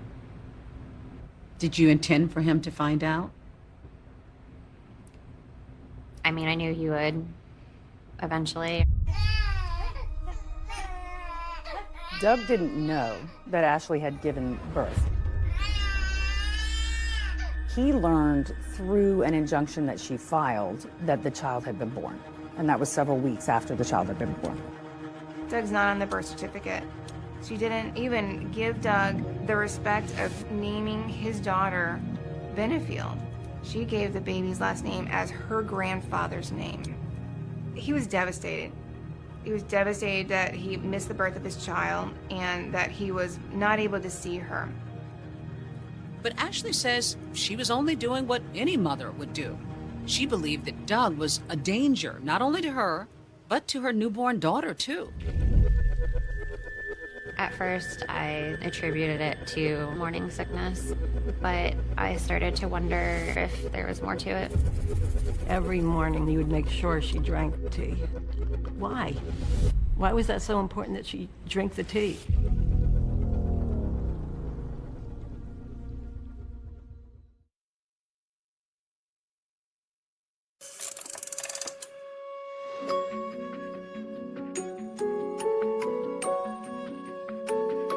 It's April 2018. Ashley Benefield is a new mom, changing diapers, nursing her infant daughter. And at the same time, she's filing court papers seeking a protection order against her husband and the father of her baby, Doug Benefield. So it would just basically put up a wall between Ashley and Doug. It's not just that incident with the gun and the dog. Medical records suggest that she was in good health. Still, she says she had a growing suspicion that the terrible morning sickness she had wasn't just a routine part of her pregnancy. She wondered whether she was being poisoned by Doug. It seemed like crazy and far-fetched, but I realized that the tea that he had been giving me, if I didn't drink it, he would get really mad at me. And I started to wonder if he was doing something to the tea. She started telling me every morning he would make sure she drank the tea. Why? Why was that so important that she drink the tea? I did some toxicology testing through hair testing. And what did it reveal? That I had been poisoned. The results from the lab Ashley privately hires for her hair test show extremely high levels of heavy metals like aluminum, barium, tin. The tests on baby Emerson also detect toxic metals. So you're thinking that your husband, the man who loved you and seemed to adore you, would poison you? Yeah. Why? I didn't know why. Ashley says she became so concerned for her health that she resorted to some pretty serious measures, including more than 20 sessions inside a hyperbaric chamber like this one, along with her infant daughter.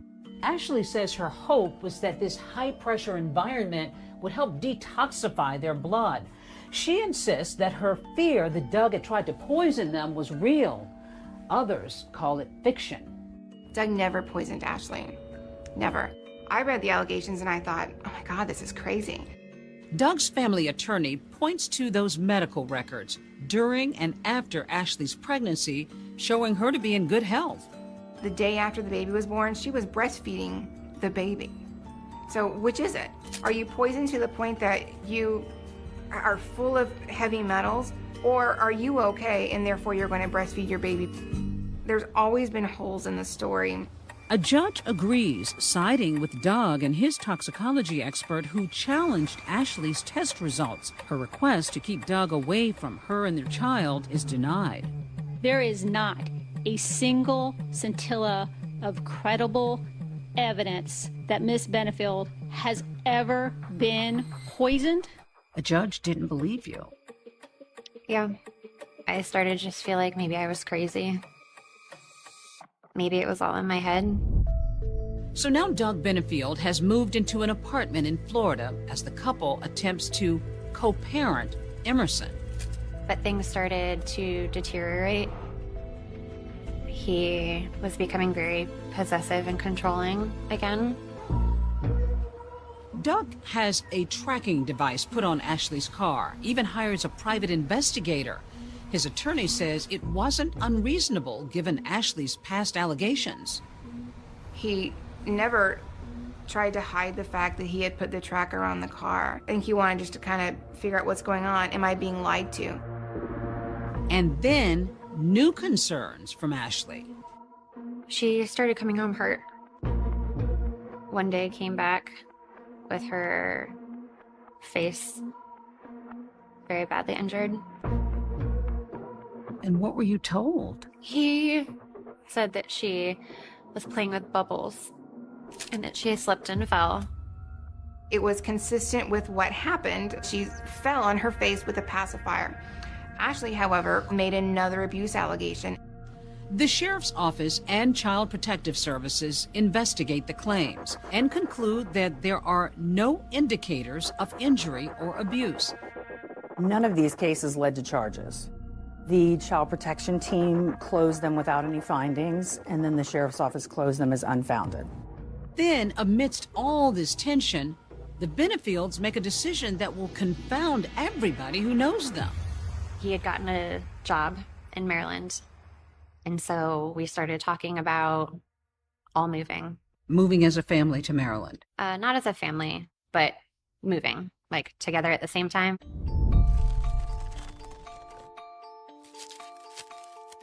I was just stunned.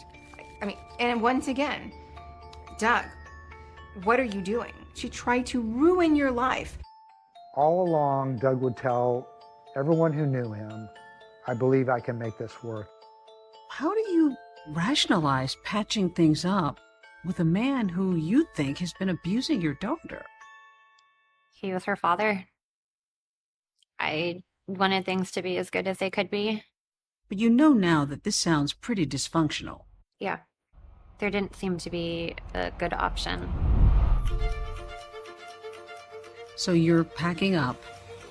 You're going to make this move. Doug comes over. Did you two begin arguing? He was constantly going back to this idea that we had to live together, telling me that wasn't how God intended it. He just flipped out, and it just kept escalating. Escalating, she says, to the point of no return. When you take a good man and a woman who's manipulative at her professional level, he's not ever going to play chess with her and win. That bedroom was empty, other than 2 handguns. We found that suspicious. I was extremely concerned about Ashley's safety. Ashley was about to knock down that house of cards. I don't think he could have ever guessed what was going to happen to him. And what happened?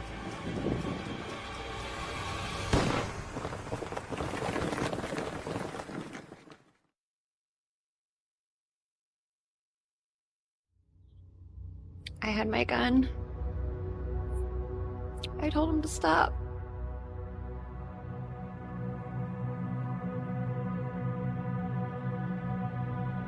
Sorry.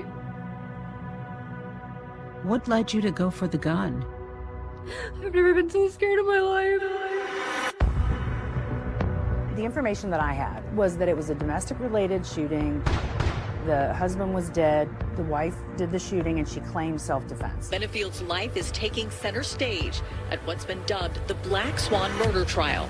Good morning, Miss Benefield. There was always this little thought in the back of my head that said Ashley's going to do something to him. She just said, my dad's dead, isn't he? And then she said she killed him. She killed him, didn't she? Why would you have a loaded gun in the house and you've got a child?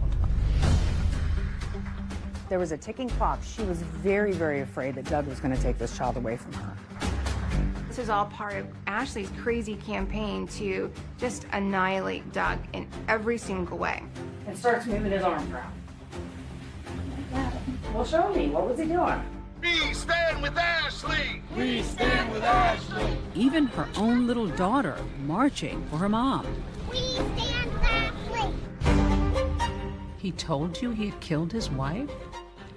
And he said that he could make me disappear too.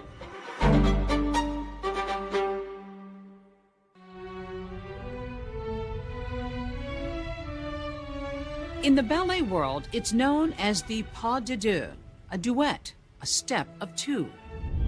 For Ashley and Doug Benefield, a former ballerina and a businessman, their dance begins with a 13-day whirlwind courtship, plans to build a ballet company, and later, a baby. But the love affair turns dark and disturbing. Court battles, disputed allegations of poisoning, abuse. And in the finale, Doug and Ashley, seemingly about to reconcile and start anew, reach a sudden and tragic end. What happened in the moments before the gunshots rang out in this Florida community in September of 2020 will be scrutinized for years by investigators, by lawyers, and the media. Ashley Benefield has kept quiet about what she says happened that night until she sat down with me. How are you doing? It depends on the moment. Just a lot of emotion, kind of like a roller coaster. That roller coaster, Ashley says, took a sharp turn in the fall of 2020, when after 4 years of ups and downs, she and her husband, Doug, were preparing to move to Maryland. The plan, according to Ashley, was to continue living separately, just as they had in Florida. He was constantly going back to this idea that we had to live together. In these text messages from September 27th, the Benefields exchanged jokes, even emojis. Doug arrives at 5:30 with a U-Haul at the gated community where Ashley lives with her mom. Ashley's mom and daughter Emerson are out of the house at a nearby park. Ashley claims it isn't long before things go from friendly to fiery. Sounds like you guys are just agreeing to pack. And did you two begin arguing verbally? Was there yelling?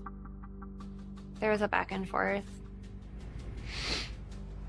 She goes on to say that Doug becomes physically aggressive too, at one point bumping into her with a moving box and scraping her side. She then says she tries to diffuse the tension and asks him to leave. He ended up trapping me, and I tried to leave. He hit me. Where did he hit you? Did he threaten you? He said I couldn't leave. I almost made it to the front door and he stopped me. I ran to my bedroom and he followed me there. Told him to stop. Sorry. What led you to go for the gun? He had never hit me before. I thought he would stop if he saw it. What did you think was about to happen? I thought he was actually going to kill me this time. Did he have a gun? Not that I could see. He told me I was done. And even though I was the one holding the gun, he plunged at me. I'm sorry. You fired 4 times. You missed him twice. And when you hit him, what did you think? I ran. Ashley says she races out of her house over to a neighbor's home. 2 residents who were out walking their dog, who heard the shots, described seeing a woman frantically running from the home. Maine County 911. What is the emergency? Okay, it's right next door to me. She just came over. Her strange husband attacked her, and she says she shot him. Okay, what's his name? His name is Doug Benefield. They said that Doug attacked me and I shot him. It was all a blur. Did you think you had killed him? I didn't know if he was behind me or chasing me or what. I didn't know. I don't know. She came in. She was quite hysterical. I didn't know who was banging on my door. Said that he attacked her, and she shot him. And at the end of that call, even though the neighbor had never seen Doug or Ashley fight, he tells the dispatcher something alarming. Just between you and me, the son of a bitch has been harassing him and threatening him for a long time. Okay. I probably shouldn't say that. When law enforcement first arrived at the house following the 911 call, and they make it in the house, they find Doug. He had a gunshot wound to his calf through and through. He had a gunshot wound to his right side chest area that landed in his back across on the left-hand side. Paramedics arrived, they continued CPR and took him to the hospital, but he was pronounced deceased at the hospital. This is the man that you had loved, the father of your child. What did you make of it when you heard that he was dead? I was horrified.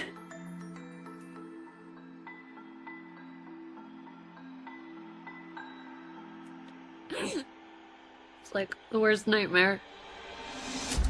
A nightmare Ashley won't wake up from anytime soon. That bedroom was essentially empty, other than 2 handguns. One of them was in a backpack, hanging in the closet. One of them was just in a bin on top of a hamper. And we found that suspicious. I think that definitely gave the detectives pause. There was always this little thought in the back of my head that said Ashley's gonna do something to him. Ashley's gonna sabotage him somehow. There's a look in her eyes where she just looks like she finally got her way. I remember thinking to myself, there's something wrong here.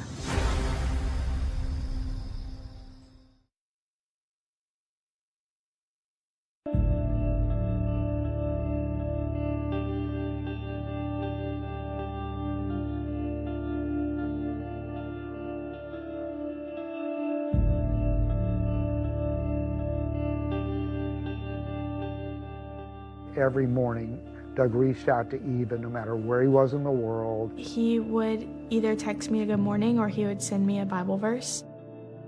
So I expected that. And that morning, he didn't send it. Or I texted him like 10 times. And then I said, Dad, this is scaring me. Monday morning, I was in the office and I saw an email that Ashley's attorney sent said, we need to cancel Wednesday's hearing. Doug is dead.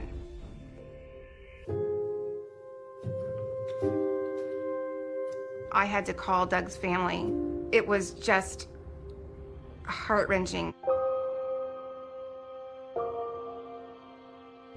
Poor girl, I mean, she knew.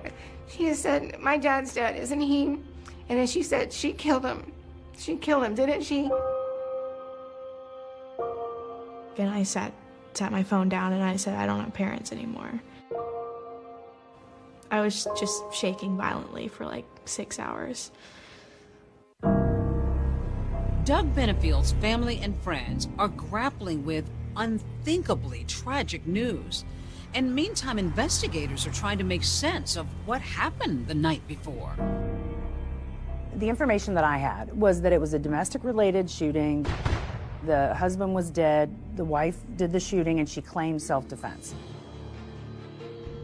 Ashley is taken to the sheriff's office, where attorneys from her family court case are waiting. You didn't give a statement. Why not? My attorney is yelling to me in the parking lot. You know, don't say anything, don't say anything. I guess I was just following advice. Ashley does consent to photos that she says document the swelling on her face where she says Doug hit her. When I saw her that night after she left the police station, the left side of her face was swollen. She had obviously been struck. The next morning when she was changing a shirt, I saw the cut on her stomach. But law enforcement contends that Ashley's injuries don't suggest a life or death struggle. There was no swelling, there was no bruising, there was no difference in the way she looked. The entirety of the injuries that they found that were relevant was a scratch on her side, and that was it. They got pictures of every angle, of every place that the attorneys wanted them to take, and there were no injuries except for that scratch. And investigators are also skeptical of Ashley's claims of being attacked because Doug was unarmed. She had access to 2 weapons. You said that you were a responsible gun owner, but why would you have a loaded gun in the house and you've got a child? Well, the purpose of having a gun is for like a self-defense. The idea is that if something were to happen crazy in the middle of the night, that it would be accessible. But when you've got a loaded gun that's basically sort of out in a bin, there are those who say that sounds really suspicious. I mean, I feel like anything can be turned to try to make it look a certain way. We found that suspicious, that someone would have 2 guns readily accessible in an empty room when everything else is in a U-Haul truck. According to the medical examiner's report, the fatal gunshot entered the right side of Doug Benefield's chest. To investigators, that doesn't fit with somebody who's lunging toward her. If someone were coming at you or attacking you, the entrance wound to the fatal shot would not be in the side. And results from the forensic lab raise even more questions about Ashley's claim of self-defense. And there was no stippling on Doug's shirt, so that told us that the barrel of the gun was at least 3 to 7 feet away, and that's the barrel of the gun, not even her body. So they were not in a combat life or death situation where they were locked together. Just over a month after Doug Benefield is shot and killed, Ashley is charged with second-degree murder. She pleads not guilty. The Manatee County woman charged with shooting and killing her husband. Suspect for second-degree murder and the... You're arrested. Charged with Doug's murder. What did you think? I was shocked. I was blindsided by it. In the minds of investigators, Doug Benefield's demise wasn't about self-defense. To them, it was Ashley's plan all along. The whole lie, the whole deception is coming to an end. Doug was going to find out your wife is lying to you. There was a ticking clock. She was very, very afraid that Doug was going to take this child away from her. Very afraid. But others insist the real victim here is Ashley. Doug Benefield was anything but what he portrayed himself to be. This is someone who is a predator, and this is someone who was not going to be stopped. He told me that he killed Renee. He told you he had killed his wife? And he said that he could make me disappear too.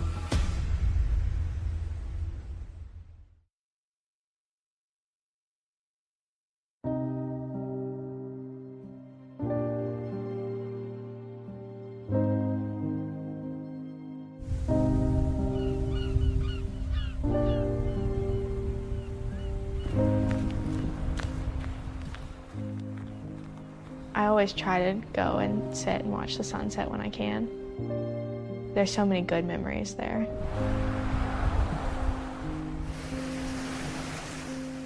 We chose to spread my dad's ashes on station 22.5, and that is the same station that my parents met. We held a celebration. We raised a toast, a life well lived and a terrible ending to a life. A life Doug's family insists was cut short by a woman they say was driven to destroy him. No one at that memorial service in any way believed the story of Doug attacking Ashley, her shooting him out of fear. Doug still loved Ashley in spite of what she did to him, in spite of all the accusations, all the allegations. I said, why do you keep going back? And he said, you know, I just want to show her that, like, I'm a good man and men can be good. And then he wanted Emerson to have a happy family. He was willing to do whatever he had to do to be a part of Emerson's life. And while it appears to some that the couple were trying for yet another fresh start, their family court case in Florida was still open. Both Ashley and Doug had been evaluated by a psychologist, and that report was completed just before the planned move to Maryland. Prosecutors insist the report about Ashley is crucial, that once released, Doug was going to learn that she had no intention of reconciling. Ashley was afraid. that Doug was going to take custody away from her. This is a judge that did not believe her theatrics, and if anyone was going to do it, it was going to be this judge. And prosecutors believe the move to Maryland offers Ashley another chance and another court to keep Doug away from her and their child. I believe that she was going to start everything again in Maryland and hope for a different result. Were you thinking at all, you've got another state you can try to fight him for custody? My hope was that if something was going wrong, that maybe in a fresh place, they would take it more seriously. Ashley's mindset leading up to the shooting, prosecutors say, is critical. Was this a woman who truly feared for her life? Text messages between Doug and Ashley leading up to that day, in the days ahead, and then the day of the homicide were very normal. To say that someone couldn't have been defending themselves later in a day because of nice text messages that morning is absurd. Doug was always like a flip of a switch. He could turn on a dime. He could be very happy. He could be charming. But then, for no reason at all, he could get very upset. We kept on asking for help. It's been years of absolute hell. And we went from one abuser to a system that is abusing a victim. Were you an abused woman? Yeah, I didn't think so at first. I remember like trying to argue, no, like it's not like that. You know, I don't have broken bones and black eyes.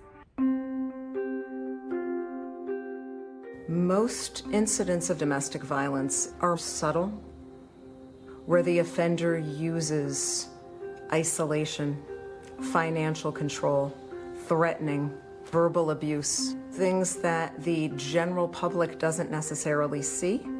But these are also things that the victim doesn't always know is abuse.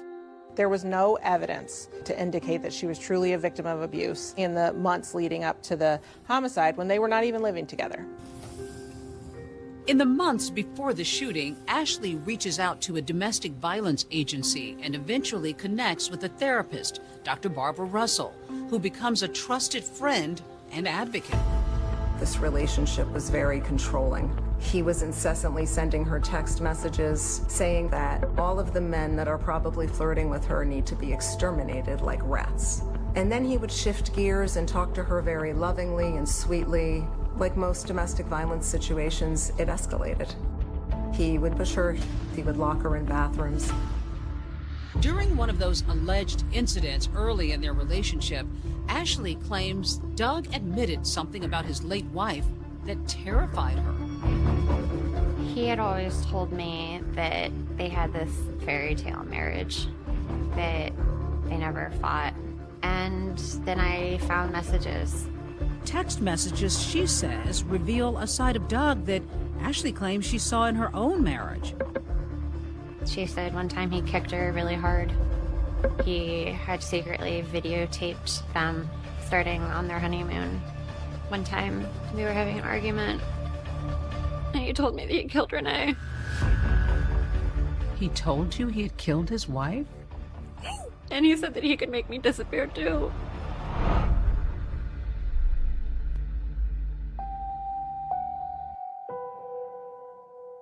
An investigation was done. There was no finding of foul play in any way. There was a full autopsy.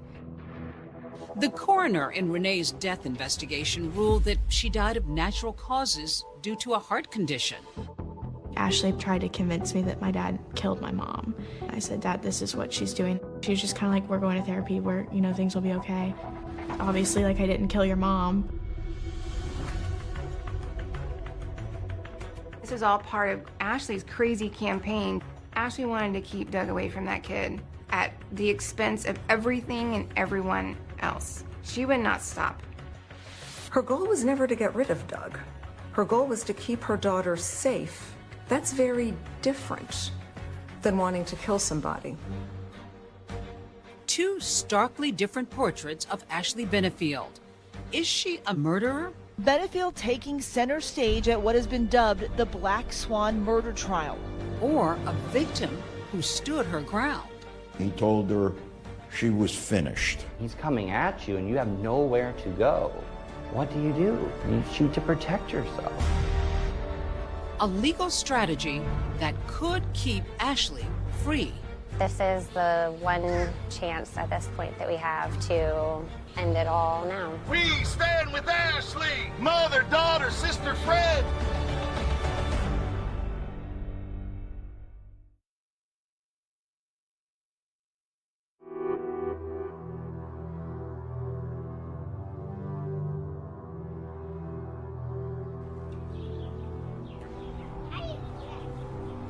All right, here, how about I push you this way? You ready? Yeah.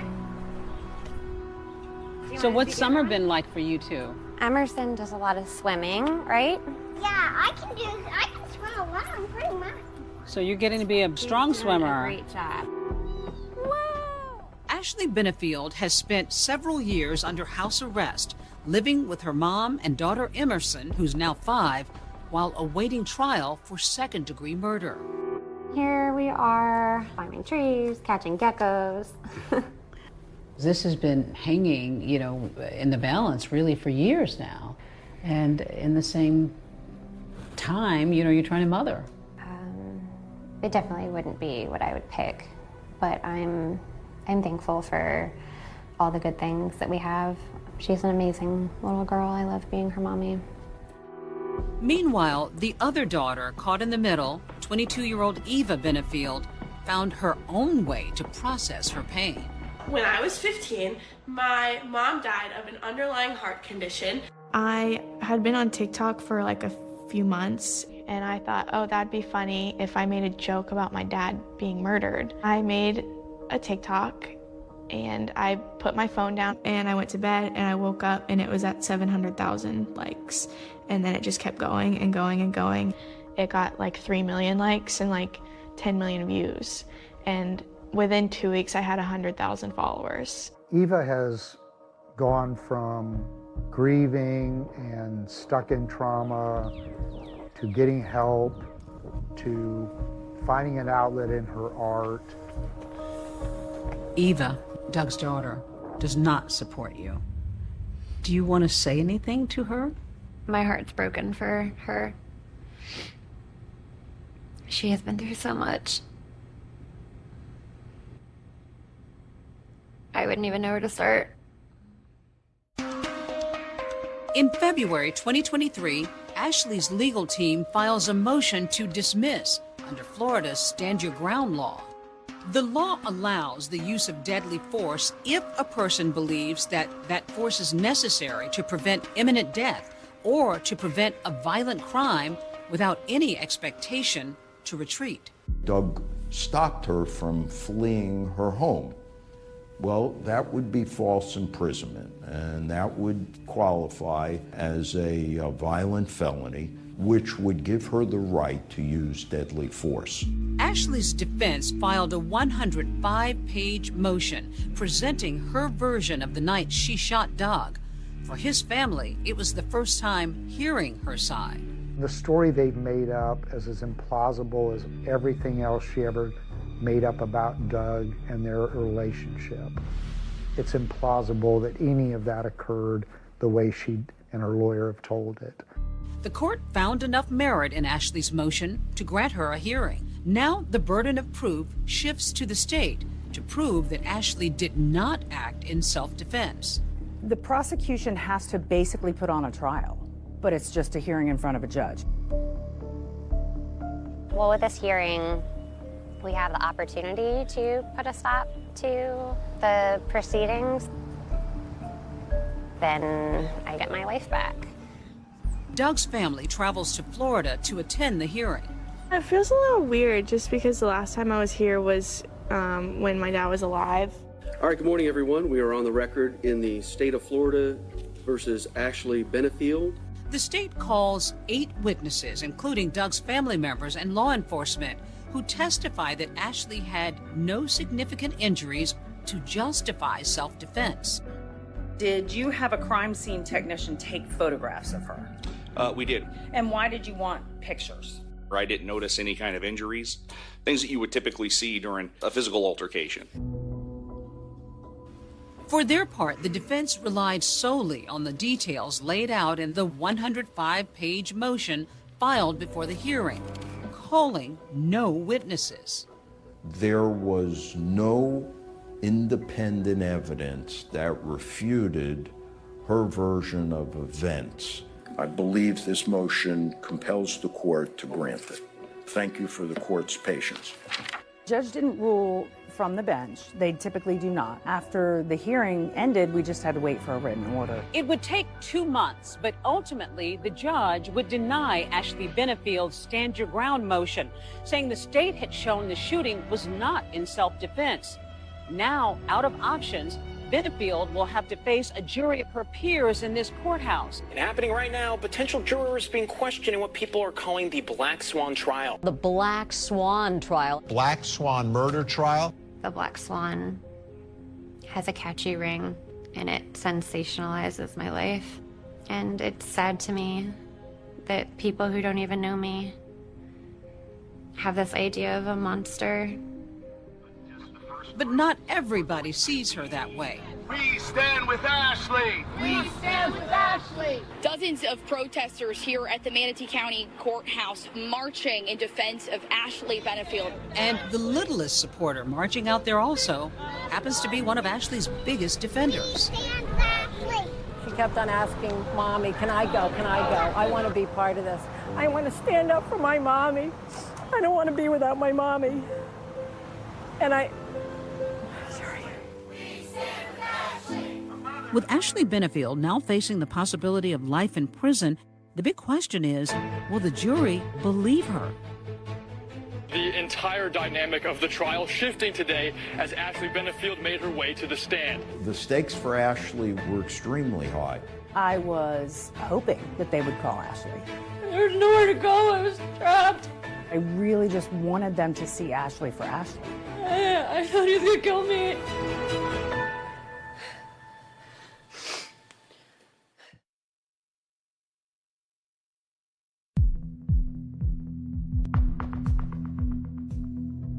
Testimony in the so-called Black Swan murder trial happening in Manatee County. Supporters rallying behind Ashley Benefield. Benefield is the Manatee County woman charged with shooting and killing her husband, Doug Benefield. After nearly 4 years, Ashley Benefield finally gets her day in court, where she's hoping to prove that she shot her husband, Doug, in self-defense. This was a custody battle that this mother was going to win at all costs. And the cost was the life of Doug Benefield. And that is murder. All right, state, call your first witness. The prosecution gets to work building its case. State calls Stephanie Murphy. Calling Doug Benefield's family attorney to the stand. At the time the child was born, did you or Doug know that the child was born? No, gosh, we didn't know for a good 5 or 6 weeks after she was born. All right, who is your next witness? Detective Chris Gillum. All right. The state also calls the detective who spoke with Ashley back in 2018 when he investigated her claims that Doug had abused their daughter. She asked for me to arrest Doug when he came inside the courtroom in front of the presiding judge. And what was your reaction to that? That absolutely would not occur. And how did she take that? She was upset. I think it was very important testimony. It was a snapshot into the real Ashley Benefield. Her tone turned very aggressive, and she says, "You will arrest him in front of the judge, and I will make sure you do it." And she says, "I'll do whatever I have to do to keep my baby, you a-hole." Ashley's side insists she was only trying to protect her child from a man she was terrified of. Defense would call Dr. Jason Quintel. They call a mental health counselor who saw both Doug and Ashley. Did you conclude whether there was an intimidation issue present? Ashley stated that she was scared of Doug.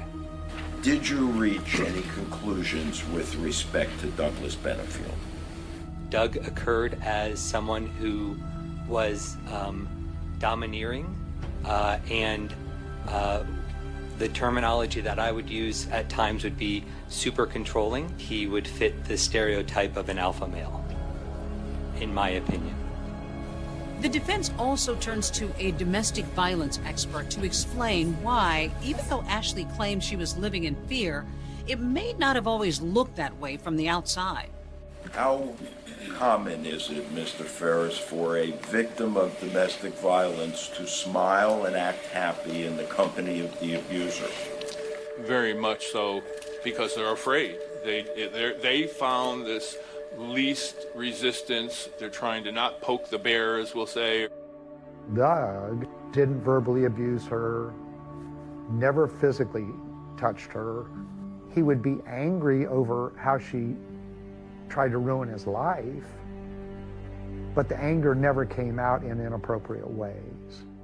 Then the defense calls the one person they believe can convince the jury of Ashley's innocence. The defense calls Ashley Benefield. How are you feeling this morning, Ashley? Nervous. The questioning quickly turning to the night of the shooting. I ran to try to leave the house. He hit me on the side of the head. He had never actually hit me before. What did you do? I ran. Doug was standing in the doorway. His face was red. Like the veins were bulging in his neck. The way he was looking at me, it didn't even look like Doug. His eyes were black. I just held the gun like in front of me and I said, stop. And he like turned and he got into this like a fighting stance. I thought he was gonna kill me. Somehow, Ashley Benefield found the strength to testify on her own behalf. And I thought she did it extremely well. Judge, I wonder, could we have a minute? Ashley used a lot of theatrics, a lot of, in my opinion, acting. Looking her in the face, it did not seem genuine to me. Ma'am, there's Kleenexes here next to you. Those. Okay, thank you. Even though she cried hysterically numerous times, there was not one tear. In her cross-examination, prosecutor Suzanne O'Donnell presses Ashley about that moment she says Doug hit her in the head. You say he slapped you? I wouldn't know how to classify it. He struck me, he hit me. Was his hand open or closed? I don't remember. Okay. In direct examination, she knew the color of his eyes and the way he was acting. And when I asked her, did he hit you with an open hand or a closed hand, she didn't know. Wouldn't you know if someone hit you with a fist versus an open hand? Judge, if I could have her step down so she can demonstrate. You may. I absolutely wanted to get her down off of the stand because she would have been that much closer to the jury. Okay, so he's standing there. He turns to like this and starts moving his arms around. Like that. Well, show me. What was he doing? Kind of like, I don't know, he got like this, and he was like making like fighting motions. I don't know, I'm not a fighter, I don't know. Okay. This was the time to show the jury exactly what this person was doing. Why were you so scared? And she just couldn't do it. And I believe that that was because it didn't really happen. And O'Donnell zeroes in on the physical evidence, arguing that it contradicts Ashley's claims of self-defense. So I want to talk a little bit about this trajectory. The fatal bullet went in the side of the chest and almost came out the other side of the back. Her story was he starts to lunge at her. If she then lifted the gun and shot, it would go in his chest and right out his back. It would not go side to side. Everybody unanimously agreed that the wound path of that projectile was from front to back, left to right. Well, I don't care how much you would like to move front to back to the side, it is still front to back. Ashley's action on that day was absolutely justified. She had the right to stand her ground and use force, including deadly force. For the last several years, I've walked hand in hand with Ashley. I'm now going to surrender her fate to you. So all of you may now retire to consider your verdict. Any minute now, Ashley Benefield could learn her fate. I've played out, I guess, both scenarios in my mind. 6 hours into the deliberations, tensions begin building in the jury room. And then at approximately 10 o'clock, the jurors sent out a note. When they came back, I feel a sinking feeling. We were heavy-hearted at that moment.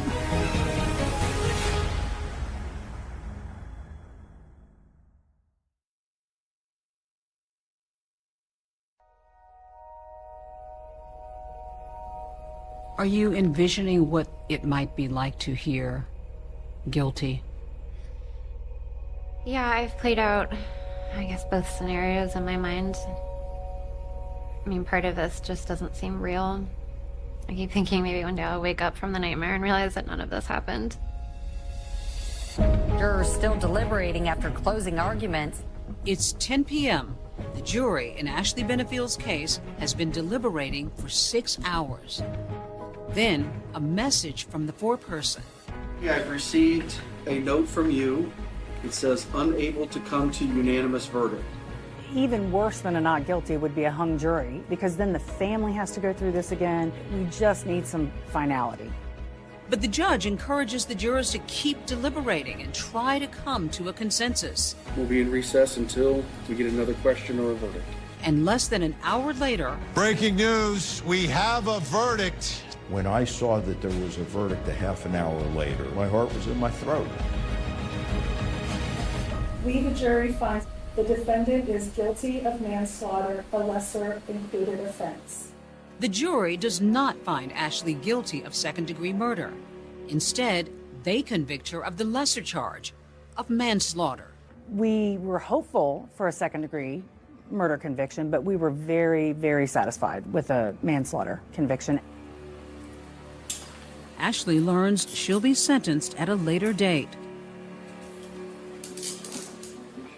The sound was as good as the sight. We're very thankful that she was taken off to jail.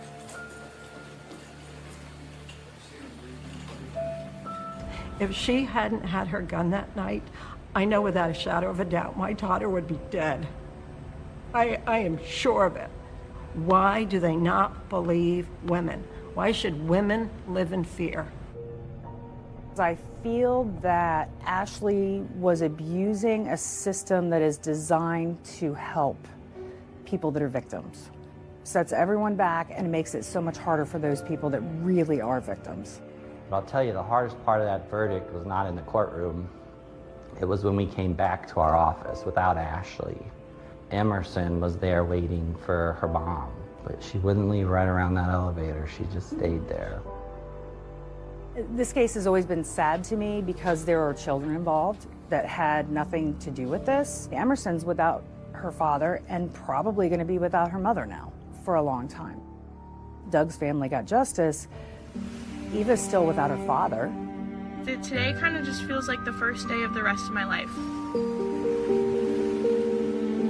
I hope one day me and Emerson will be able to have a relationship where she can come to me with any questions, and I hope that one day I'll be able to explain how great of a father my dad would have been to her and how great he was for the short amount of time that they got to spend together.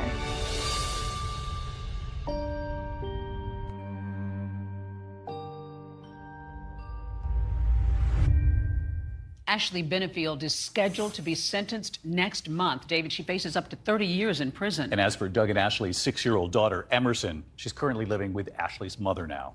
That's our program for tonight. Thanks for watching. I'm David Muir. And I'm Deborah Roberts. From all of us here at 2020 and ABC News, good night.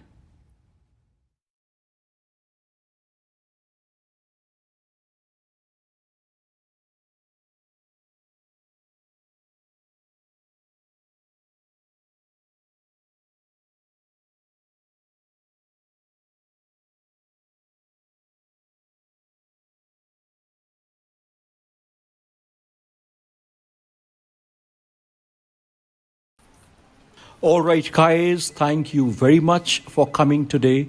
I have called you for a very special thing. We have an event day after tomorrow, and Kushi, you will make the necessary arrangements. Kushi. Yeah, sure, sir. You seem a bit off today. Everything is good, sir. Don't worry, I will do. All right, I am counting on you. All the very best.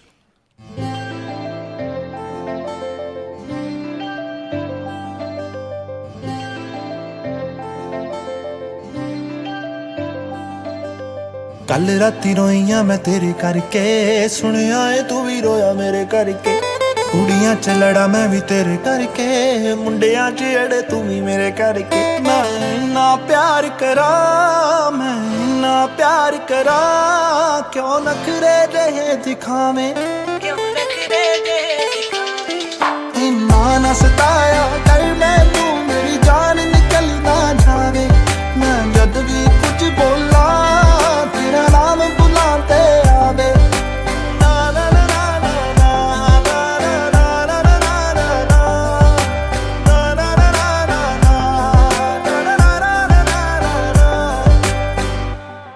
ਪੁੱਛਦੀ ਮੈਂ ਤੈਨੂੰ ਮੈਨੂੰ ਸੱਚ ਸੱਚ ਦੱਸੀ ਵੇ ਇੱਕ ਵੀ ਨਾ ਗੱਲ ਵੇ ਤੂੰ ਦਿਲ ਵਿੱਚ ਰੱਖੀ ਵੇ ਦੁਨੀਆ ਨਹੀਂ ਚਾਹੁੰਦੀ ਵੇ ਤੇਰਾ ਮੇਰਾ ਪਿਆਰ ਵੇ ਸੁਣ ਮੇਰੀ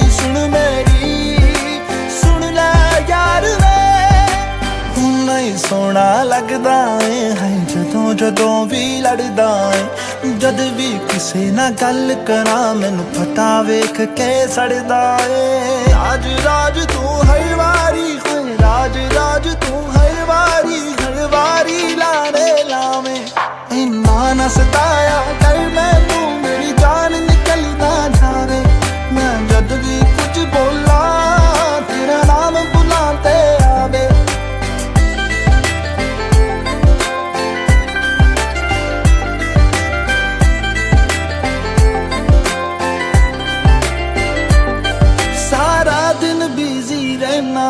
ਤੂੰ ਯਾਰਾਂ ਦੇ ਨਾਲ ਬਹਿਨਾ ਏ ਤੇਰੀ ਦੂਰੀ ਤੇ ਮਜਬੂਰੀ ਦਿਲ ਮੇਰਾ ਏ ਸਹਿੰਦਾ ਏ ਕਿੱਥੇ ਜਾਵਾਂ ਨਾ ਜਾਵਾਂ ਹਰ ਇੱਕ ਗੱਲ ਮੈਂ ਪੁੱਛਦੀ ਆ ਮੈਨੂੰ ਕਦੇ ਮਨਾਉਂਦਾ ਨਹੀਂ ਤੂੰ ਮੈਂ ਕਿੰਨਾ ਰੁੱਸਦੀ ਆ ਮੈਨੂੰ ਚੰਗਾ ਲੱਗਦਾ ਏ ਭਾਵੇਂ ਸਿਰ ਮੇਰਾ ਤੂੰ ਖਾਵੇਂ ਇੰਨਾ ਨਾ ਸਤਾਇਆ ਕਰ ਮੈਨੂੰ ਮੇਰੀ ਜਾਨ ਨਿਕਲ ਨਾ ਜਾਵੇ ਮੈਂ ਜਦ ਵੀ ਕੁਝ ਬੋਲਾਂ ਤੇਰਾ ਨਾਮ ਬੁਲਾ ਤੇ ਆਵੇ